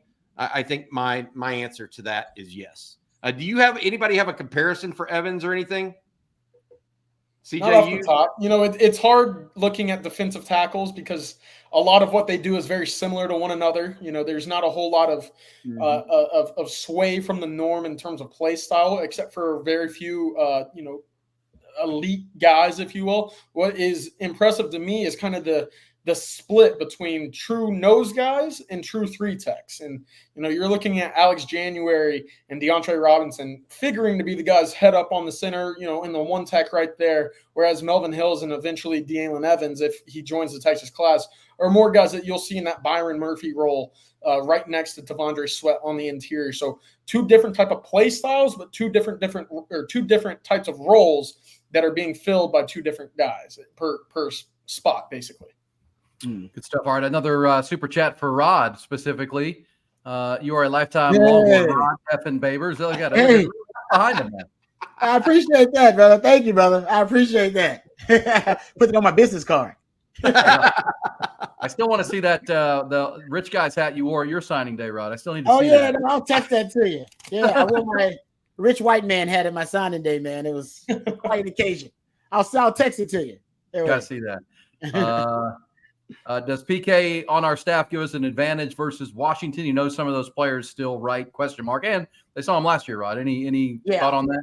I think it's more so that there's familiarity on both sides, right? Because you have so many of the cast of characters that were obviously on both of these teams when they played in the Alamo Bowl, and now everybody's coming back, and it seems like the group, both sides, are just better overall. PK, I would say that, you know, it's not a huge advantage. I mean, he knows Braylon Trice, some of those veteran guys who were there when he was there like 3 years ago. And Braylon Trice was a guy I think he recruited. He's the best pass rusher. He's going to be a first-round pick for them. But other than that, I mean, I don't know if that will be a huge advantage considering how long ago it was and how much turnover there's been for Washington since then with Kellen DeBoer. Trust me, there will be plenty of added incentive for guys like PK and Sark, considering that used to be a place they coached at, and there is still, familiarity just with the program overall. So, good stuff. All right, guys, let's keep going through these players as we started at noon, going backwards through commitments. So, what about the wide receiver position? We've talked about quite a bit. Ryan Wingo is a commitment for sure, but another one that came in this morning, Freddie Dubose Jr. from Smithson Valley. Got to see him up at the state championship game this past weekend. A lot of speed, guys. 6 foot 170 out of Shirts. What's your scouting report on him, CJ? Yeah, you mentioned it, speed. And it's about getting fully healthy for Freddie Dubose, you know, a guy who suffered an ACL injury his junior year.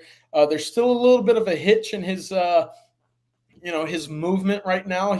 He came back very quickly. He was running full speed one-on-one routes at the Under Armour camp in March, only 6 months and some change following the initial injury. So it was a quick recovery.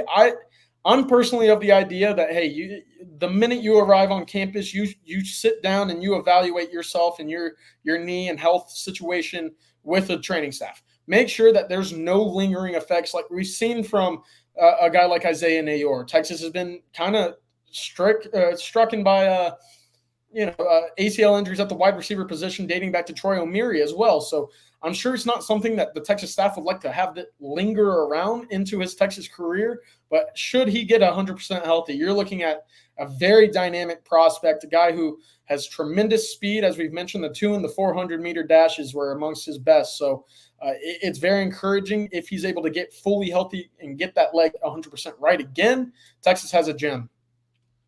Troy O'Meary, that's a name we haven't heard in a little while. Mhm. But yeah, he was always the unicorn. But he's right. Here's the issue, and unfortunately, he's right. He's got to get back the lateral movement. Nayor lost a little bit of it, but got better than O'Meary did. Oh, I mean, you got to remember, I thought Troy O'Meary could end up being an NFL player.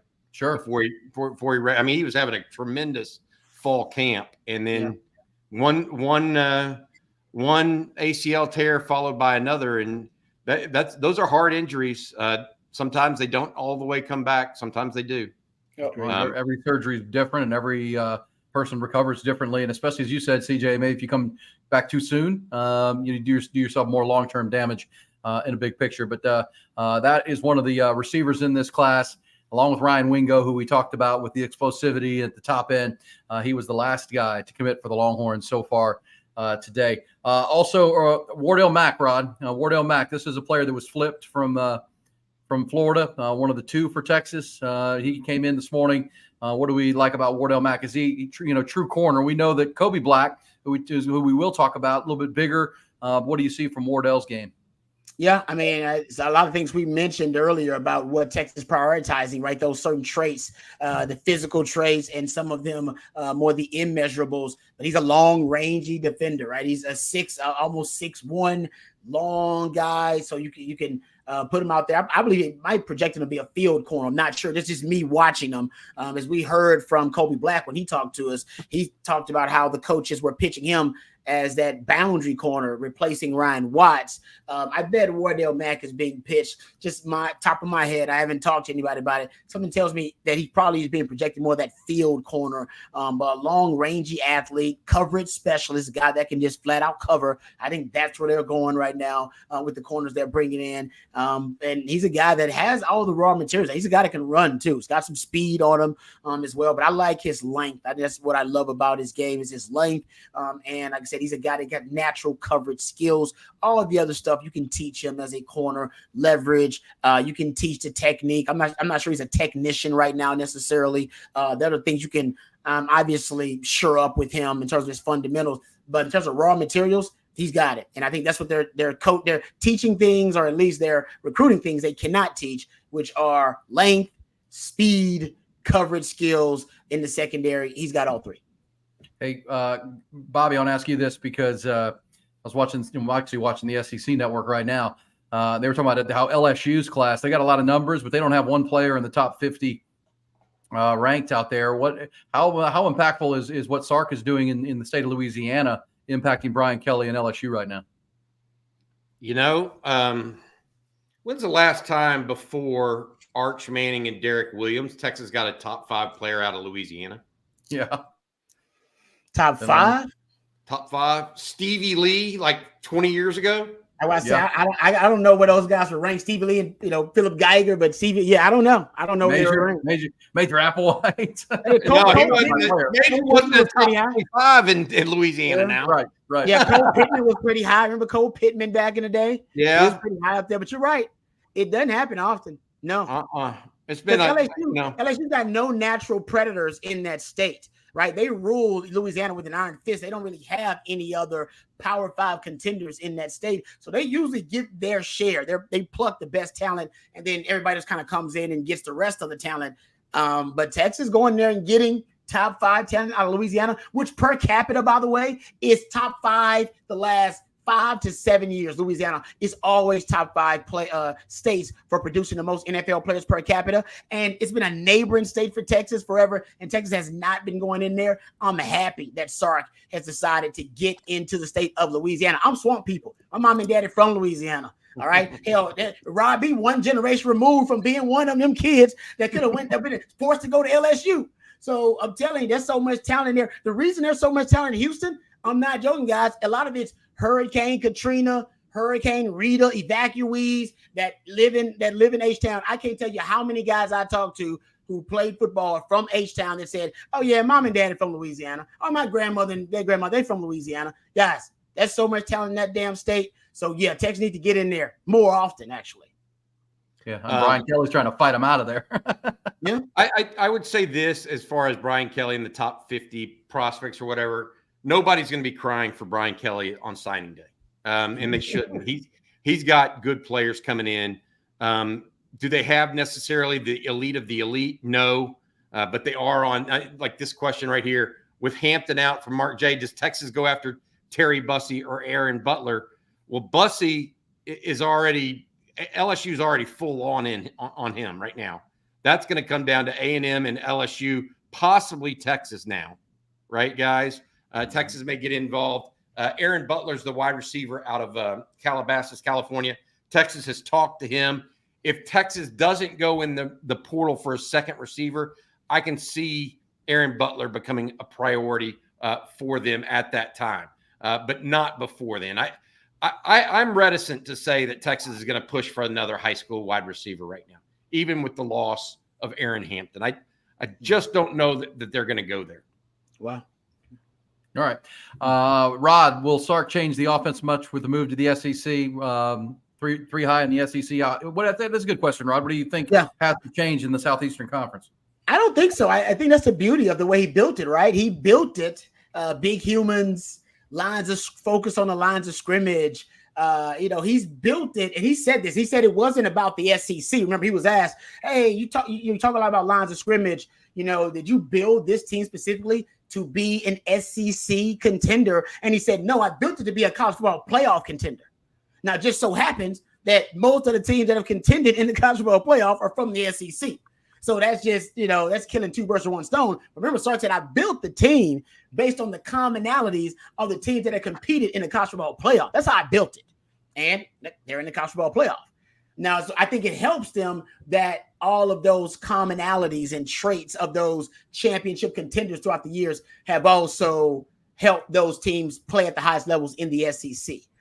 So he's not going to change a damn thing. I think he's already playing an SEC style of football, but that's why you're starting to see them with the roster construction. They're starting to feel out the defense. The offense is ready for the SEC. It is. It's ready. Got the quarterbacks. You got your big humans on the O-line, and he's gonna fill in the skill positions. And when you bring in high level quarterbacks, wide receivers, just like when Chris Sims was here. That's how they got B.J. Johnson, Roy Williams, and Sloan Thomas, 3 5-stars back in my day. The 5-star receivers want to be thrown to by 5-star quarterbacks. That's just, they're difficult that way. So they're going to be able to get wide receiver talent. That's now they're filling out the defense, what I think is going to be an SEC style level defense, right? You can play on lines of scrimmage. They're focusing on the edge rushers now. Guys like Colin Simmons, the edges are probably going to be the strengths of the D-line next season, not necessarily the interior D-line, but Bo Davis might slap me if he heard me say that. You got your linebacker, your Michael Parsons that you can move around the chessboard like Anthony Hill. All new modern defenses want multiplicity. They want a movable chess piece. Anthony Hill represents that. And then your secondary, filled with nothing but guys that can play straight up coverage across the board, whether it be a Malik Muhammad or a Terrence Brooks, Braden, Kobe Black, your Derek Williams, Phil Sami, guys who are not coverage liabilities at all in the secondary across the board. That's what they're going to. Remember, that's how LSU was built. That's how Bama was built in their secondaries back in the day. That's what Texas is going towards. So they're ready for the SEC. I really do feel confident they're ready for that. All right, after the top of the hour. The 3 high defenses, they do play it in the SEC. Georgia has got a 3 high package they run. Yeah. So everybody's running it now. So like I said earlier before the season, if Sark didn't figure out the 3 high, find an antidote to it, they were not going to win the Big 12. That's why it was important. Half the damn teams they played this year ran that 3 high defenses. That's half the damn teams. You had to figure it out. Sark is one of the only coaches in the country that has a blueprint, an antidote, a recipe, a formula for how to attack the 3 high. There are going to be coaches around the country studying Sark's techniques and Sark's philosophy when it comes to 3 high because he faced it so damn much. And he had probably more success than most of the coaches who've seen it as much as he has throughout college football. All right, good stuff. Just after the top of the hour now, hour 2 of our afternoon coverage is going to roll on. If you're just tuning in, despite the delay, the 5-star wide receiver Ryan Wingo did sign his letter of intent. All 4 or 5 stars committed today. Colin Simmons, Brandon Baker, Ryan Wingo, and Xavier Filsaime all in. The only departure this morning or this afternoon was 4-star athlete Aaron Hampton from Dangerfield. He flipped from Texas to Alabama. Which kind of we thought could be happening or as early as this morning. So those are your top stories today. Everything else has gone as planned for Texas. And now the question is, and as we've talked about during that last hour, the defensive lineman from East Texas, CJ, maybe eyeing Texas now. He's an A&M commitment. That could be a developing story. We're also watching the linebacker from Jasper, Anthony Smith. He's going to make a decision at 6:30 tonight at a press conference. Steve Sarkisian's news conference obviously coming up at 3:30. So he's going to have that news conference not knowing if they're going to have the commitment of Anthony Smith. It is interesting, that Jasper conversation, CJ, to me. One of the things I've been told about Jasper, our friend Jerry Hamilton told me this, that community is very A&M. It's a real A&M town. And so if he's thinking Texas, he knows it's not going to be real popular with people around. You wonder if that's because he said he wasn't going to take a visit to Texas, and then he showed up on campus this weekend, kind of trying to do it under the radar. What's your read on that maybe the young guy wants to go to Texas, but knowing it's not going to be a real popular opinion in the hometown? Yeah, I mean, anytime that you've been pegged into a school or kind of a path where, most people are pushing you towards one direction, going against the grain is one that, can be met with some resistance. And I think Bobby mentioned the note this past week, and he showed back up to class on Monday wearing an A&M shirt. So you can look into that as much as you want. I know a lot of players wear gloves for the fun of wearing, a certain team's gloves during warmups and stuff along the lines of that. So obviously not something I would put a lot of stake into. Visiting Texas, again, has been one of the biggest developments in this recruitment. That was always something of, we'll take it seriously when he does get on campus. Well, he got on campus, and Texas gave him a lot to think about. And I think the pitch of being the only linebacker in this class, heading into a program that is currently winning and developing, is giving him a lot to think about right now. Mike Elko's coming back for Texas A&M, but you're not sure what he's going to, really bring to the table as a head coach. You saw it a little bit at Duke. You haven't seen it on the level that, kind of Texas is at right now under Steve Sarkisian. So a lot of uncertainties right now for Texas A&M, and a lot of things pulling in the right direction for the Texas Longhorns. And we did find out David Benda was the one that hosted them on his official visit. And David Benda has been one of those guys, one of those leaders behind the scenes in this Texas clubhouse that has really been, an outspoken leader for what this culture change has been like. And, you talk about guys that have really sat back and waited their turn and understood what it meant to sacrifice and give into the process of becoming a contributing player for the Texas program. That's David Benda to a T. So a great host, a guy that, has been team first since he's been around. And I can't, really point to a guy I'd rather have hosting, a potential Texas A&M flip at the linebacker position. Stay in Beast, Texas, CJ. Is there recap for our audiences tuning in here in the 2:00 hour on the On Texas Football channel here on YouTube? It's National Signing Day coverage. The kid in East Texas who we had the tweet that Matthew put up, maybe you can put it back up, about Texas has always been the dream school. Could that have any impact on Anthony Smith? I mean, sometimes these guys stay in communication. They're both committed to Texas A&M right now. You see something like that with the dream school tweet. That's interesting to me. It certainly is. And, it's always fun whenever you talk to these recruits and get the idea that they want to be package deals. Those very rarely ever, fully develop. Very rarely do you see that go all the way through.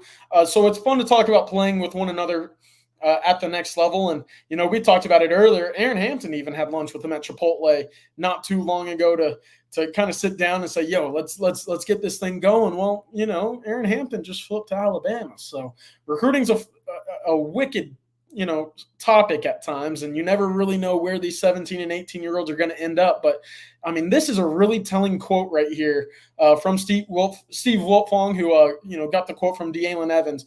"It's my dream school. Been liking them ever since I was real young, 4 years old. I like Bo Davis. I like Sark. But BG, he has always kept it real with me from the jump. I mentioned it earlier in the chat, and I know there's a lot of new faces here, so I'll say it again. But could y'all imagine just how gut-wrenching that would be if a current Texas commit came out and said that about, Texas A&M or Oklahoma? I mean, it hasn't been a great couple months for A&M, but this quote right here has got a sting, especially coming from a guy like Steve Wiltfong that has, a lot of skins on his wall in terms of, recruiting, reporting, and stuff along the lines of that. So Texas is making a late push. They want to take one more defensive lineman. It's coming down to Alex Foster out of Mississippi, Dominic McKinley, the 5-star from Louisiana, and obviously DeAndre Evans. But it's given Texas a lot to think about, and a decision could come tonight. It could come in the next 2 days. It could be pushed back to February. We'll see, and I think Bobby has a little bit more whenever he returns. Hey, CJ, is that quote from DeAndre Evans, is it more hurtful than the Von Miller quote about his recruitment from A&M? But I thought it was the ultimate backhanded compliment to his own alma mater when Von Miller said, quote, about the recruitment from A&M. A&M really wanted me. You know, that girlfriend that's really not that attractive, but she's going to do everything she can to keep you. That was A&M. That hot chick that just talks to you on Mondays, that was LSU. So he went with the 6 or the 7 that showed him a lot of attention rather than the dime piece, all right, that was a little high maintenance. That was a hurtful comment, but I guess it was kind of a backhanded compliment. You're right. If you're an Aggie, you just got to deal with it. I think the Von Miller one that's my favorite all time quote about Aggie recruitment, in my opinion. Hey, they set him up with the chickens and the livestock, and that that really helped seal the deal for the kid from DeSoto. So right, I mean, that's right. That's right. He loves the ranch life. All right, so there is some news. Actually, we'll get to that here in a second. But let me mention the super chat Texas fan from Indiana here, home of Curtis Painter. What are the chances we land Bussey and Stewart, especially since Cook predicted the portal for Stewart and expects him to come to UT? See y'all in NOLA. All right, guys, we've talked about it a lot. The Evan Stewart conversation, so far, nothing really there. Terry Bussey, you just heard Bobby Burton give the update that it's really LSU that's coming hard right now after Terry Bussey out of Timpson. And, reset the latest, CJ, on Evan Stewart. Yeah, I understand the fit. The on paper, it's perfect fit for Texas and Evan Stewart. There's history there. There's a void at receiver. He has production. He comes from a 5-star caliber recruitment as well. The talent is all world, if you will. I just don't see it as a perfect fit. That recruitment, when it came down to the wire, obviously Evan had been committed to Texas to a time in his 2022 recruitment out of Frisco Lone Star or Liberty, excuse me. Too many Frisco schools, but to the point, I'm not sure, there's going to be a rekindling of the flame that they once had back in the day.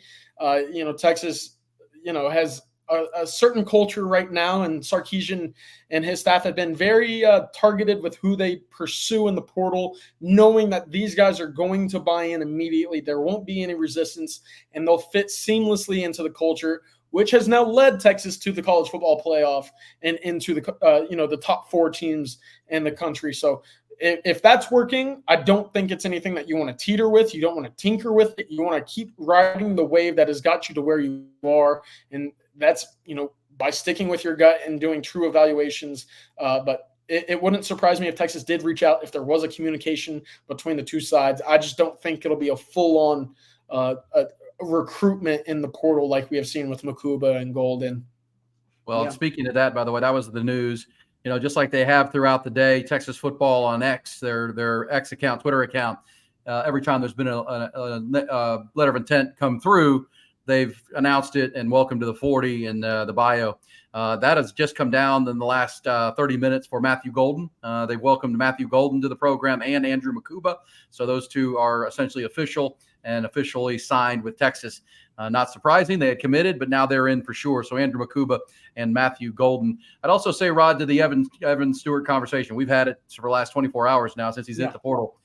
I was always taught, never burn a bridge. You wonder, when you heard, you gave the quote and paraphrase Jeff Banks talking to Longhorn Network today about, respect is important to us, respecting our character. You wonder, because remember, Evan Stewart was committed to Texas, committed to Sark, and then decommitted. You wonder, speculation on my part, did he handle it properly? Did he do it with high character that he was going to flip back to A&M? I don't know, because you wonder if there's some old residual things there. You would hope that wouldn't, but at the same time, that would reveal some character flaws potentially if it wasn't handled properly in their minds. And then, they get the reports. They got players on this Texas team that know Evan Stewart very, very well. So we'll follow those stories as they develop. But Rod, since they're now official, let's reset for the folks here tuning in on signing day that haven't heard you talk about Andrew Mukuba and Matthew Golden. And you can weigh in too, CJ, how vital these are. I mean, it's this time, in this day and age of college football, you have high school players that are going to come in, and some will be impactful immediately, but most of them are developmental players. They're the future of your program as you get them in the weight room and get them developing. But with the portal additions now, these are targeted players who can have an immediate impact in 2024. Andrew Mukuba, Matthew Golden, both kind of walk-in starters and maybe impact players, Rod. Yeah, and you can tell it goes along with, kind of theme for Sark in the transfer portal. He wants to supplement the roster via the transfer portal, still wants to have more homegrown, organic roster building, which is through, traditional recruiting. But it seems that when they have a position of need, an urgent need, an immediate need, that's when they're going to go to the portal, right? Wide receiver this year, you're losing a lot. You're going to lose your nickel in Jadae Barron, right? You're going to lose multiple safeties. You already lost 3 safeties via the transfer portal.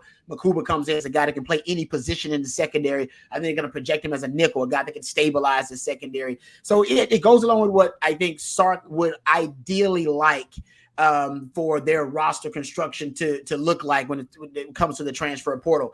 But in terms of their players and their skill set, Matthew Golden comes in as an upgrade at kickoff returner.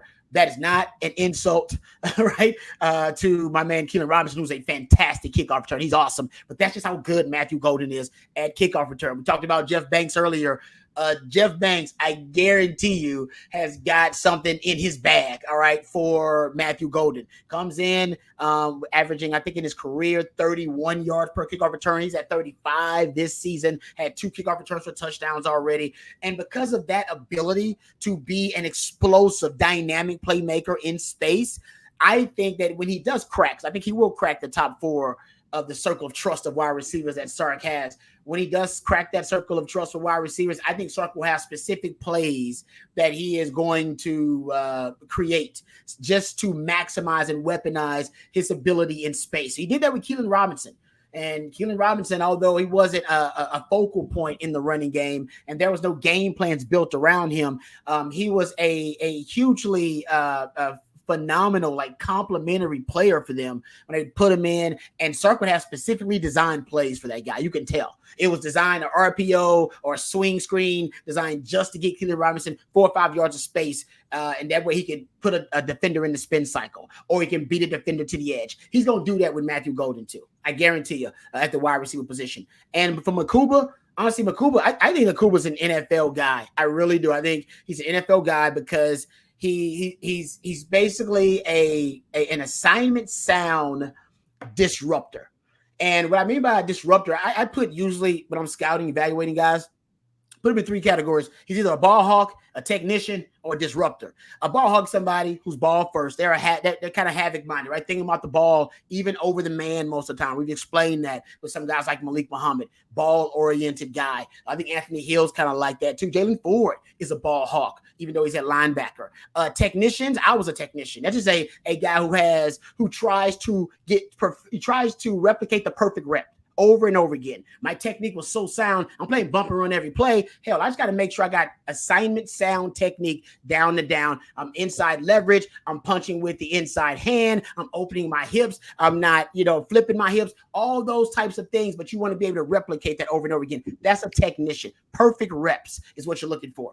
And then you got the disruptor. A disruptor may not necessarily make the play all the time, but they create a lot of plays.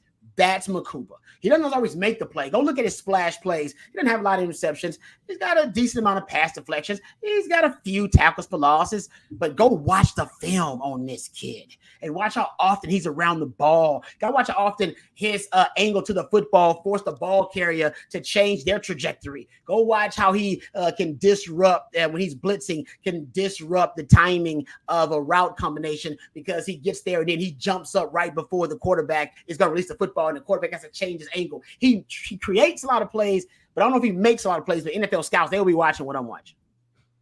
Good stuff right there, Rod. CJ, That's can you great speak? stuff.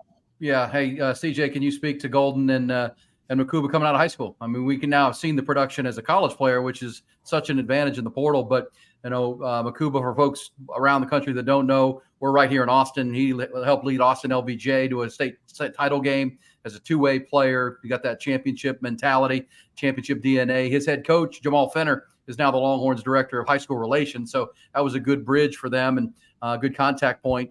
And then Matthew Golden was the same high school down in Klein Kane as Jaden Blue. But many who saw him play in high school thought he was the best all-around player potentially on that Klein Kane team.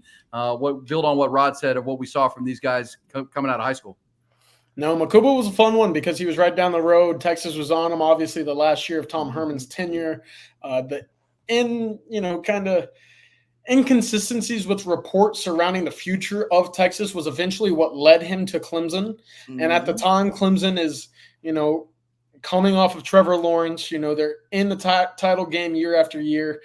They're eventually going to go grab that Cade Klubnik kid out of Westlake. There's a lot of Austin impact right now at the time of Mukuba and his recruitment to Clemson. So that was really what ended up leading him out east. But like Rod said, I mean, Mukuba is so versatile, and he's been able to take snaps everywhere, with the exception of being out wide at, an outside cornerback spot, but everywhere inside the box and back deep at Clemson this past year. So it's very encouraging that he'll be able to continue that versatility and experience from Clemson over to Austin, obviously with the darker color orange on his jersey now, but it's very encouraging. He's obviously trained with Jahdae Barron in the past as well. Like you mentioned, Aaron, coming back home to play for Jamal Fenner, his high school head coach, is very, very impactful here. It's one of the most influential parts of the decision that came into it to come back home because the two were very close. The two had a great relationship at Austin LBJ. Obviously, they helped lead the school program at LBJ to heights that they had never reached. And a large part of that was the relationship that they had and how they were able to kind of parlay that into on-field success. So that's very encouraging. And then with Golden, and it's always fun to look back at, good high school teams that didn't make a long run and see, kind of why that reason was, but to also reevaluate the talent that they had at the time. And with Klein Kane, I mean, to have Jaden Blue and Matthew Golden on the field at the same time, albeit without, Jaden Blue's senior season, impressive. And we talked about, Mukuba having Jahdae Barron and Fenner in his corner. Jaden Blue, who, has, kind of been rumored to think about testing the portal in the past, has now stepped into being a very large contributor in this Texas offense and has a role of his own that doesn't look like it's going to be going away anytime soon.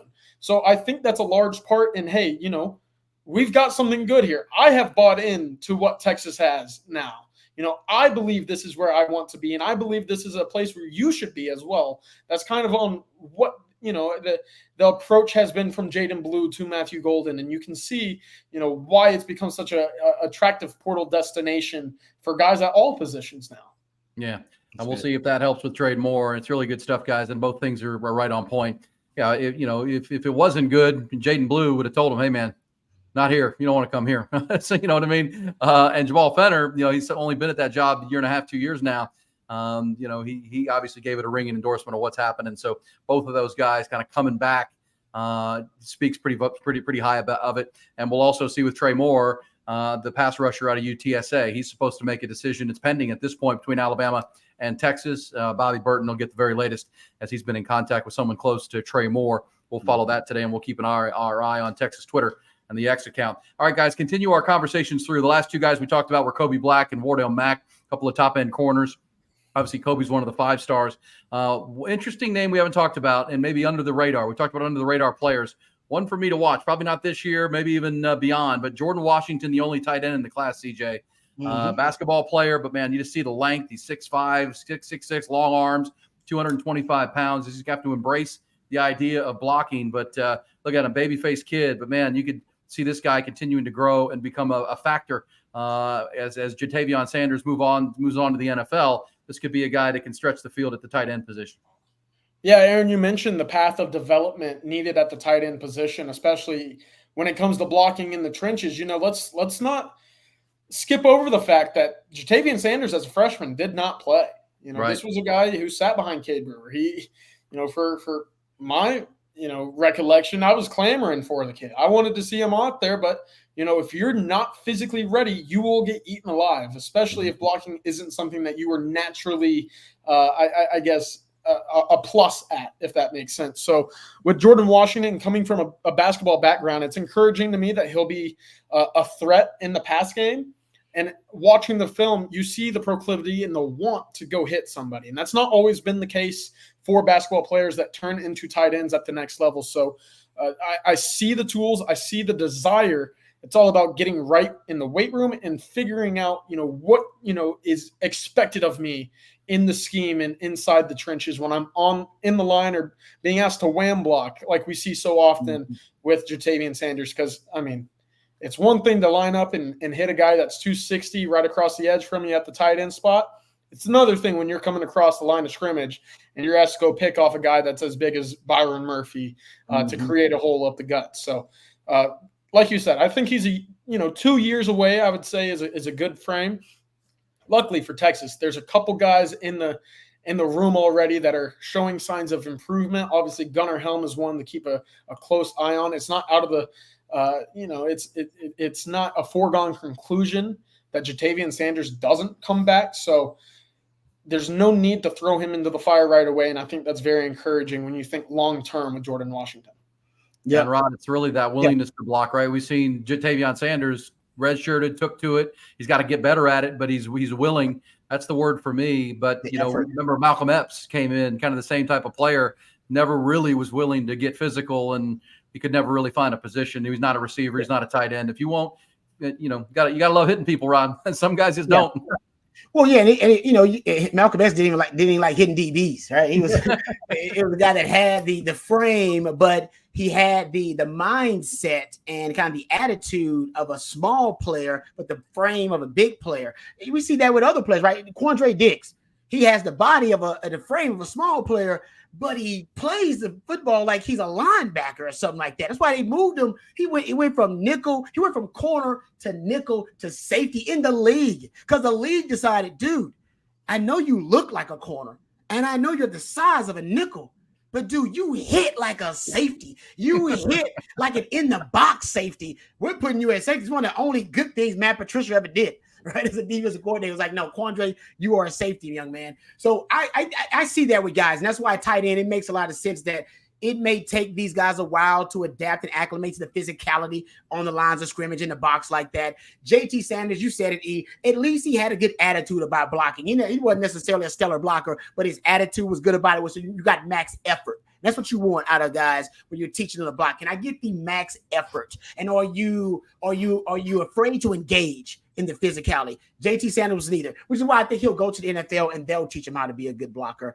Because in terms of the passing game, I think he's got all of that down. He's already in my opinion, a lethal threat in the passing game. As a blocker, they'll teach him that in the NFL. But getting back to the young man from Langham Creek, listen, tight end, Sark is on the record for saying tight end is the second most important position in his offense behind quarterback.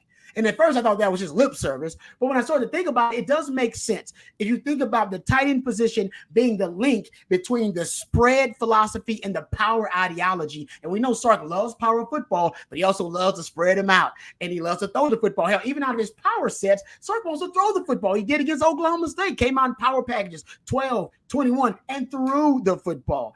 And I think with Sark, I think now having a JT Sanders, which I think was the most athletic tight end he's ever had, even when he played in the NFL, I think JT Sanders was the most athletic tight end he ever had. I think he got a little spoiled.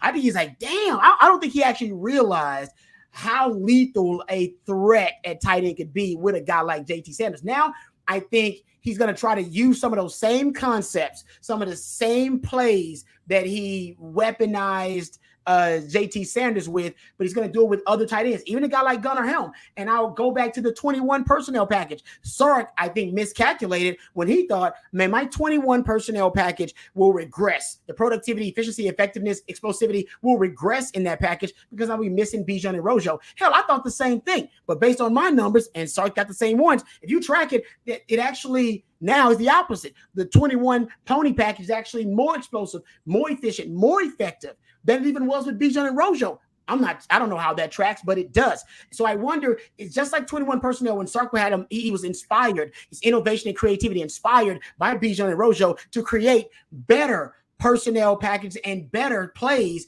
out of the two back sets because he had two really good running backs, NFL caliber guys to do it. Brought in Brendan Marion, the go offense creator, which is a two tailback offense, West Coast passing game, triple option run game to do it. He's going to do the same thing with the tight end position now. I doubt that he goes back to fewer 12 personnel snaps. He loves one back, two tight ends. If anything, he'll supplement it with some more two back sets. He'll supplement it with some 6-0 line package, the Big 12 package. But I think he's going to be using better plays instead of the better players like you have Jay Sanders. He'll be using better plays to help weaponize those guys in the passing game.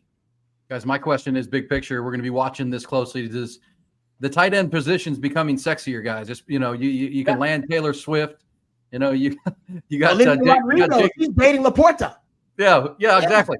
You got Jake Ferguson up in Dallas. He's got the one of the Cavender ladies, plus they throw at you the ball a lot. I mean, it's becoming a sexy position. That trickles down into the middle schools and the high schools. Oh man, I want to play tight end. Those guys are getting all the balls. But we've seen it when you have one in the NFL, guys, or even in college now. It's a game changer. I mean, Tom Brady won a lot of Super Bowls with Rob Gronkowski, right? Those two, you can put other receivers around him. But when he had Gronk, who could inline block and help them in the run game, but then at his size, at 6'6" and 250, could run the seam, create, as you say, hunting matchups, Rod. We see George Kittle. We see Travis Kelce. I mean, it's a problem. Sam Laporta now with Detroit. It's a really important position. And you wonder, I'm joking about young guys, but kind of not. I mean, that's a position where you can flourish and make a lot of money and win a lot of games. Yeah, now think about all the guys who are playing tight ends. A lot of them, Miss TJ will probably attest to this better than I can because he knows more recruiting than I ever did.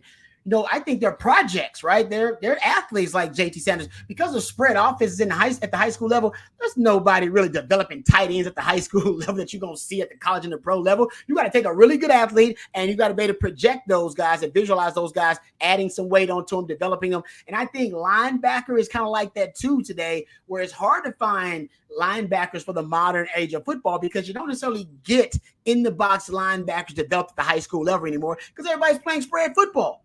Got to develop those guys at a higher level. CJ, what are your thoughts about that? We're seeing more projects at tight end and maybe even linebacker too? Yeah, and I think a lot of that can be attested to kind of the wide adoption of 7-on-7 too. Very rarely when I'm at these tournaments do you see a kid that is, a true 6'4", 6'3", 6'4", 6'5", who projects as a tight end, putting his hand in the dirt as an inline blocker to run his route.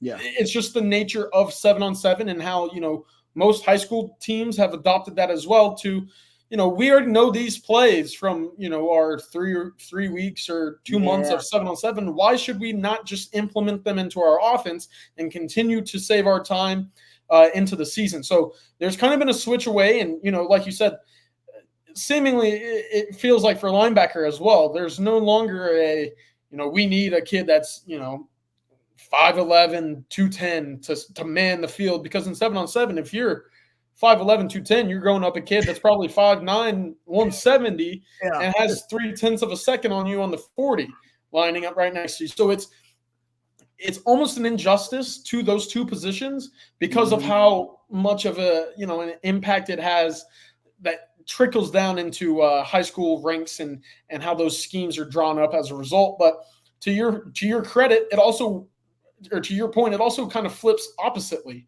because now you're seeing some of these tight ends or these linebackers who are getting a lot of run at safety. Yeah. Ty Anthony Smith was a guy, and I can even go back to Harold Perkins, who was making highlight plays time and time again in these 7-on-7 tournaments back deep at safety where they're, scouring the entire field, getting an idea of what route concepts are coming and then making a play on the ball. And that's something that I don't think you necessarily get a lot of reps for. You don't get that look for in the the high school ranks as a true linebacker. So it's double-edged, but at the same time, I think it's more a little bit detrimental to the progression and development of those two positions, like you were mentioning. It's good stuff. Yeah, it is. I mean, the offensive version is tight end. Defense, we've seen Texas coaches, right? Joseph Osai came in, pass rusher. That's all he did in high school. They tried to make him a linebacker for a couple of years. Finally, Malik Jefferson, same kind of thing. In high school, they're just sicking the quarterback, try to make him a linebacker, but Rod, they hadn't played it. I mean, it's a different position, different view of the game. It's angles, it's instincts. Those are hard to coach, and if you don't get those reps early, it's hard, especially at this level of college football, to be a project and learn on the job. I mean, everyone's watching you learn.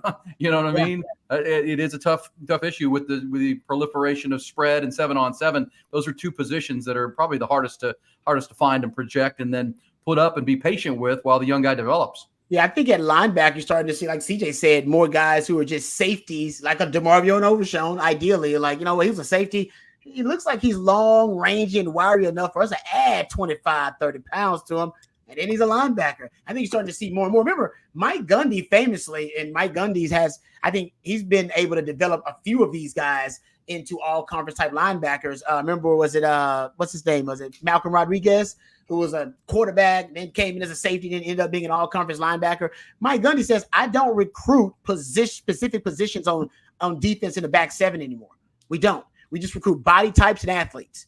We put them in our conditioning program. We put them in a strength program. We give them nutritionists and a dietitian, and we kind of see where their bodies take them in about a year. And we go, all right, looks like a linebacker. Looks like a safety. I think the guy looks like a corner. And and I know it sounds crazy because only Gundy would do this, right? It's a guy that he rotated 3 quarterbacks to start the damn season. He took his quarterback competition into the season. Nobody would do that, but Gundy did it. Still made it to a Big 12 title game. Guy's a hell of a coach.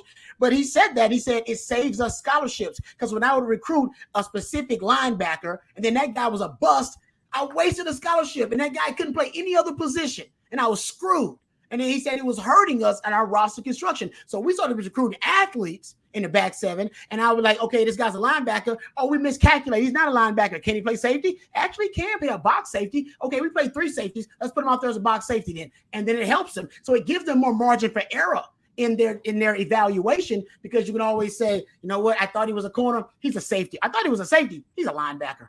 And it gives you, some chances to miss potentially on some of those recruits, but still be able to get some viable contributions from those guys. So I'm totally with you. I think CJ hit the nail on the head there about 7-on-7 and its overall impact on football, trickling up and trickling down.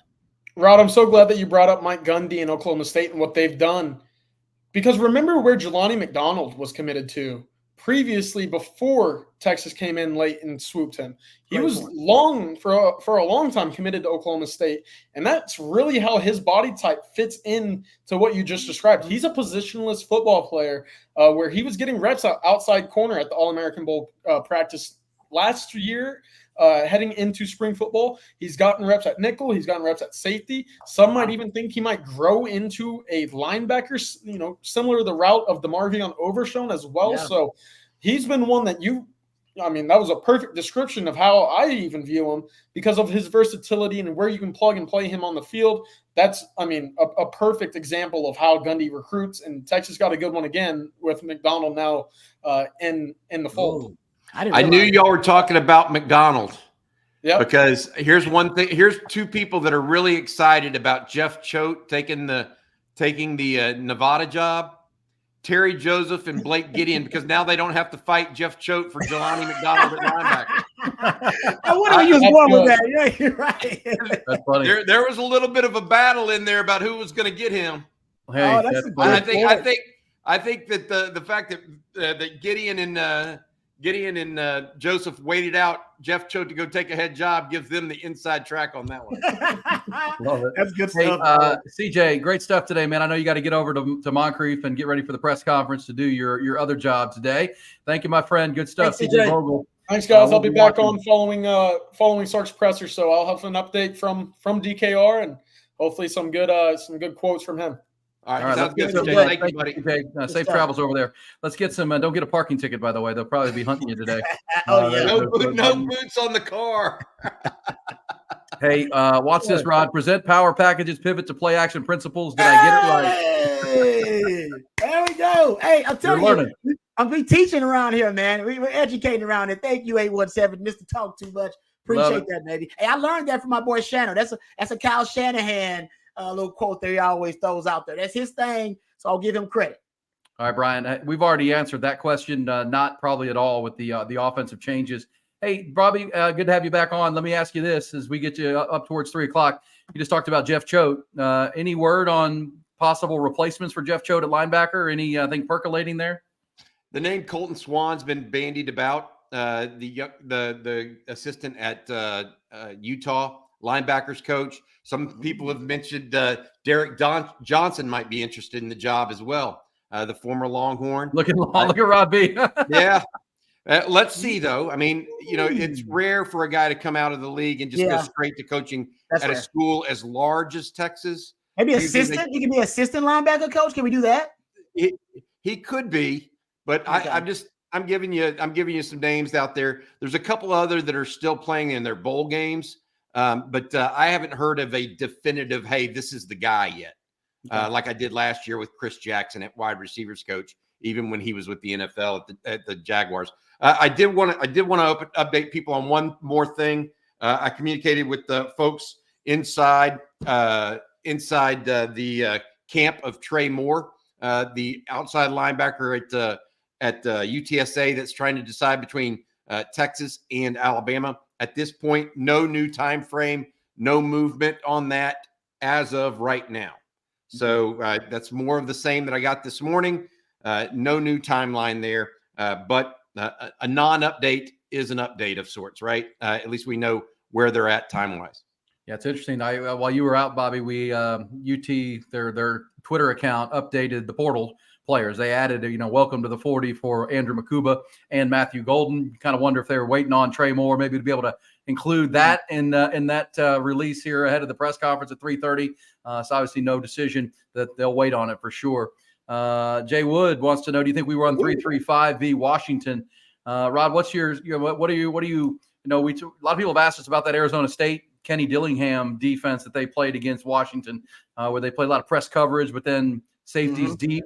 And I don't think Washington scored an offensive touchdown in that game. Yeah, I mean, I've said it before. I do think in this Washington game, you might see, some of that Mo Blackwell package. I almost wondered if they would try to experiment with a dime package. We've talked about that before for this game. Now, you don't want to change up fundamentally what you do. You can't do that last game. So you can break tendency, and breaking tendency would be Texas coming out with a dime package, which is 6 DBs. But their version of that is that Mo Blackwell package. He's basically represents a half of a DB for them. He's a hybrid. So when they go 5 DBs, and they go basically 5.5. So they're right there close to 6. So they may do that if they want to defend the pass with a little bit, with some better, I would say, coverage defenders. But I think Texas game plans from last season actually was really good. I've said that before. It was really good. I mean, you're talking about holding Michael Penix to his lowest yards per attempt in the last 2 years. He was under 60% completion percentage. He only completed one pass of 20 yards or more down the field. It was the first damn play of the game, and it was a flea flicker. They had to go flea flicker just to get Texas off guard to complete it. Texas had a really sound game plan. The problem with the game plan was they played a lot of 2 deep safeties because they wanted to deter the deep ball, and they wanted to defend it better, which they did. But it left them open and vulnerable to the run game. So they allowed 158 rushing yards, 5.6 yards per rush. That won't happen this year. Last year, they were 96th or something like that. They're like 35th. They were 96th in third down defense. Another reason they lost the game. They were like 30th or 40th in rush defense. This year, they're top 5. So they can actually stuff the run, not stuff it, neutralize it with a light box. And going back to the money downs, which is a big reason why they lost the game last season, allowing them to convert 56% of their money downs, 3rd and 4th downs, 13 of 23. This year, they're top 5 third down defense. They're actually top 5. You look at combining 3rd down and 4th down, they're actually end up being a top 5 conversion defense as well. So 2 of the reasons they lost the game last year, if they stick with the same game plan, should not materialize this year. But I would add bump and run occasionally. Like he said, Oregon State, Washington State, Arizona State all played bump and run. I think Texas corners are probably better than those corners. They play bump and run situationally. I think Texas needs to do that a little bit more, and they need to show different pre-snap and post-snap looks because they did that a ton last season. Matter of fact, go look at the one interception Penix threw. they gave him a different look pre-snap, then he got post-snap, he got confused and just threw it up for anybody. So you'll get him to make some mistakes if you show him a different look, force him to process. Texas game plan last year worked. Just tweak a few things, and I think they'll be okay. All right, good stuff, Rod. Another super chat coming in. Let's go get it from George. Hey, sorry I'm late. Can you list all of the signed players? Hey, George. Right, there we go. There you go. Hey, Matthew. Good stuff. Good stuff. Beautiful. Yeah, there we go. We got all the 5 stars are in with Brandon Baker, Colin Simmons, the edge. Of course, Ryan Wingo, the wide receiver. There was a bit of a delay there, which had people worried, but it came home right around lunchtime with the official commitment. But the only one, Bobby, that has flipped or changed is Aaron Hampton from Dangerfield, who signed with A&M today. Alabama. Yeah. Alabama. Yeah, Got absolutely. That's the only one. There weren't really many surprises other than everybody waiting for Ryan Wingo until about noon today. I think everybody's stomach was dropping from 11 to 12, and then everybody got hungry and went and ate between 12 and 1 after Ryan Wingo decided to go ahead and announce for the Longhorns. 21 guys in all at this point. 15 of them are early enrollees, so they'll start in the month of January at Texas. It's possible Texas goes up to 16 early enrollees with Anthony Smith potentially switching to Texas at around 6:30 tonight, George. But all in all, Texas clearly having a banner recruiting year. The national rankings, guys, have been up for a while. Texas has hovered around the number 4 ranking. I think I'm going to ask our producer to bring those rankings up next so everybody can see them. While you'll talk about winners and losers nationally, Florida is getting slaughtered. Gage Sheets is saying Florida lost another one. Have y'all ever seen a site or a team get obliterated like this? Not on signing day. Not on signing day. Top 5 national classes as we head in here. Georgia, Alabama, Ohio State. Texas stays at 4. Oregon at 5. Texas is still waiting on Anthony Smith. That will help Texas's recruiting class overall, but I don't think it'll move them up a spot. It will just move them up, their total point score up a little bit. Oklahoma coming in at number 9, pretty interesting. LSU, another regional team. Tennessee, another. Florida, look at that. 19. I think they were at 24 commitments just 2 weeks ago. Jeez. I mean, brutal. Has a head coach ever gotten fired after signing day, Ron? Robbie? I tell you what, A&M's another class that's just gone down as well, guys.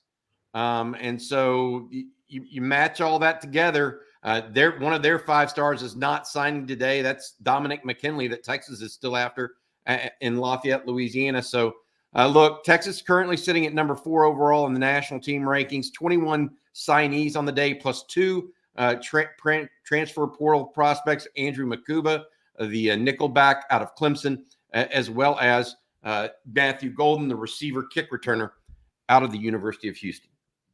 Hey, Bobby, you mentioned Oklahoma. That's interesting that they're there in the top 10, been hovering around 7, 8, 9 with Brett Venables. Pretty good job for Brett Venables and his staff. I mean, they've got some issues in the portal, but they've climbed into the top 10 now. I like where they're at. I mean, I think that, look, a good Oklahoma is not bad for Texas. Okay? A great Oklahoma can be bad for Texas, right? I have no problem with Oklahoma being a good team, and neither should Texas fans. That just makes that game better, in my opinion.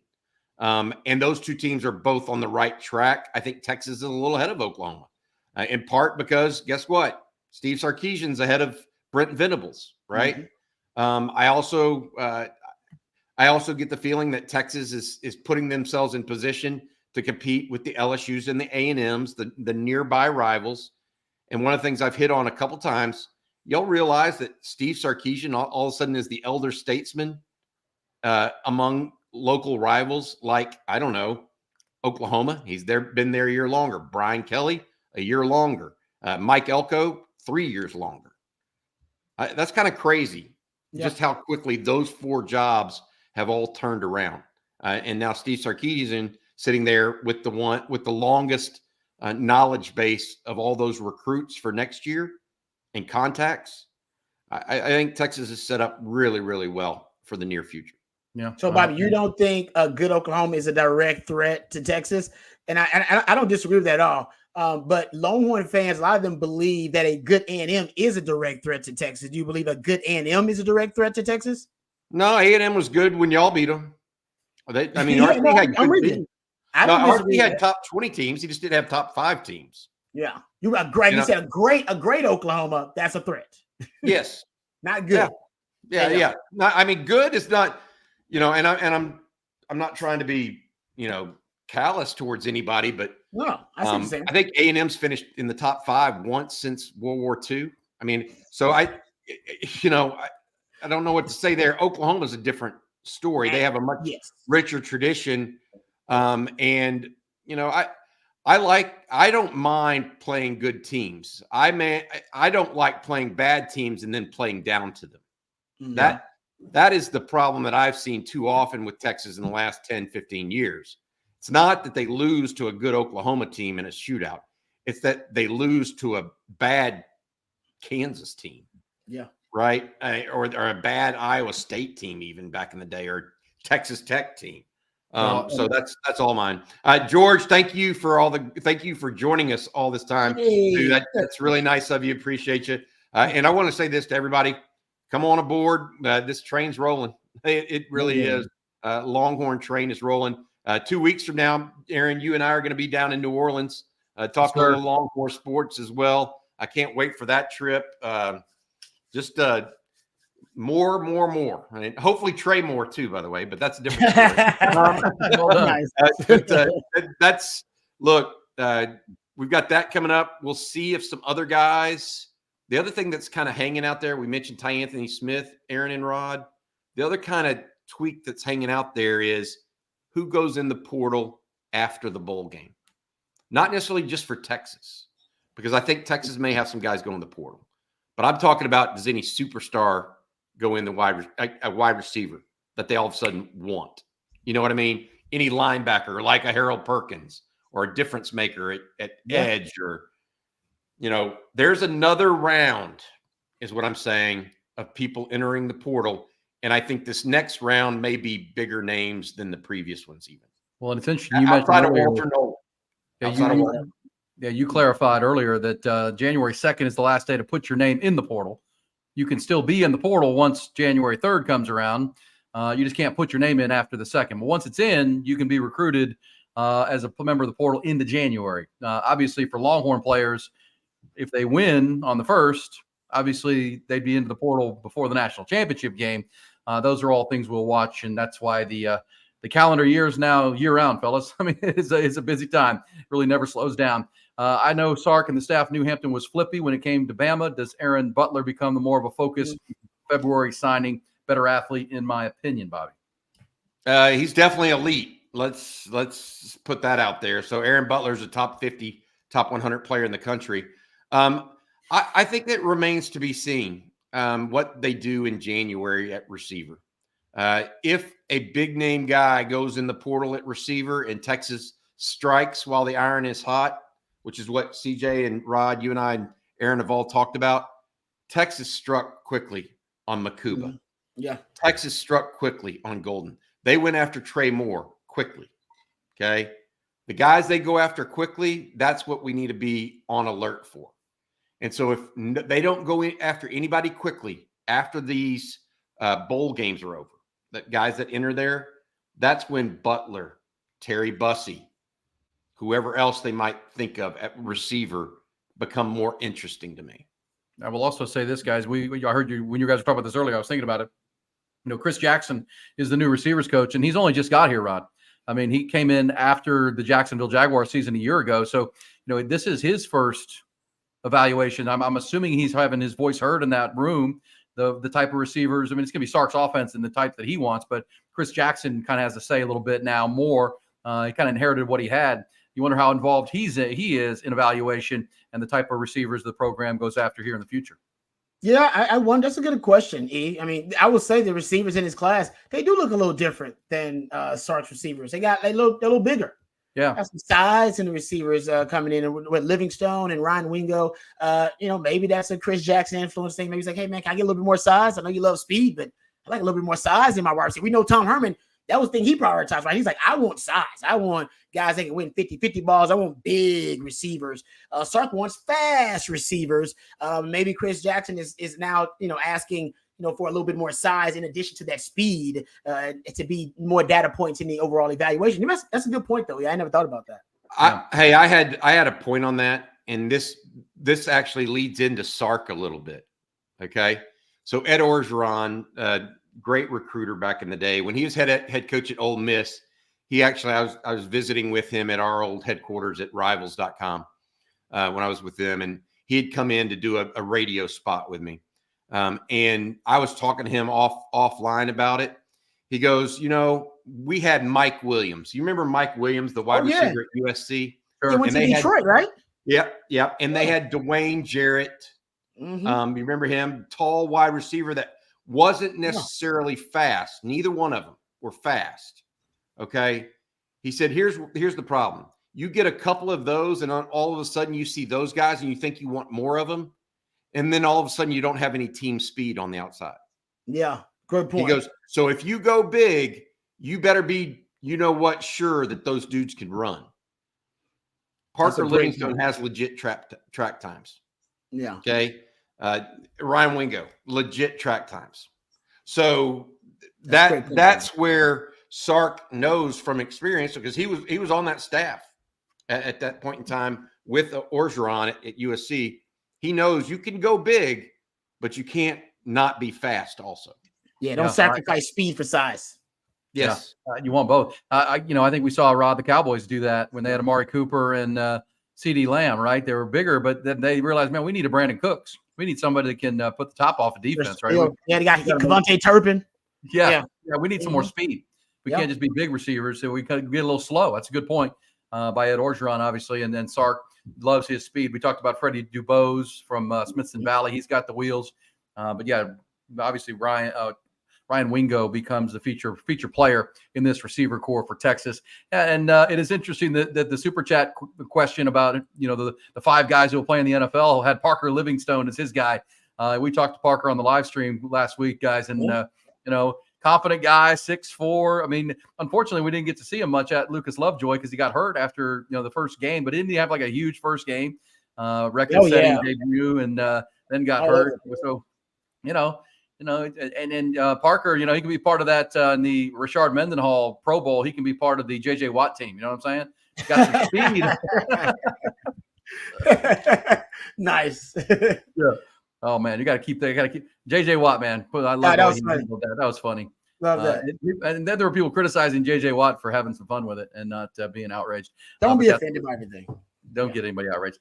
All right, guys. So 21 out of 22, Bobby. This has been a pretty successful day outside of Aaron Hampton, and you were with us and Rod and I on the radio at 6:30 this morning, kind of predicting that it could happen. So it wasn't like this is like Florida, just something totally out of the blue. The question I had on Oklahoma is this: in Oklahoma, there was some talk this offseason that moving to the SEC was going to be kind of a Nebraska move for them, that they weren't going to have the natural recruiting. That's where I would say being in the top 10 here kind of gives some validation to what Bob Stoops came in and said, hey, guys, we can still recruit. We're still Oklahoma. At least for this year in this cycle, Brett Venables has backed that up, Bobby. Oklahoma is more centrally located to talent than Nebraska is. Mm-hmm. They can still get guys out of Dallas, small Kansas City, St. Louis, which they did, by the way, in this recruiting class, right? And attack those areas. And so Nebraska is so much more desolate's not the right word. Isolated. Isolated is that. Thank you, Aaron. There goes my brain, 7 hours into this today. I can't think of the word isolated. Nebraska definitely more isolated than Oklahoma. Oklahoma has traditionally recruited the state of Louisiana. They've traditionally recruited Georgia, Florida. Here's one. Did y'all know that Tashard Choice was originally signed with Oklahoma out of high school? No. As a running back. Yep. He was from Georgia. He was in the same recruiting class as Adrian Peterson. Damn. Did y'all know that? Yeah. So No. not a lot of people realize that about Tashard Choice. He then transferred back after clearly seeing that, Adrian Peterson may be once in a lifetime for a lot of people.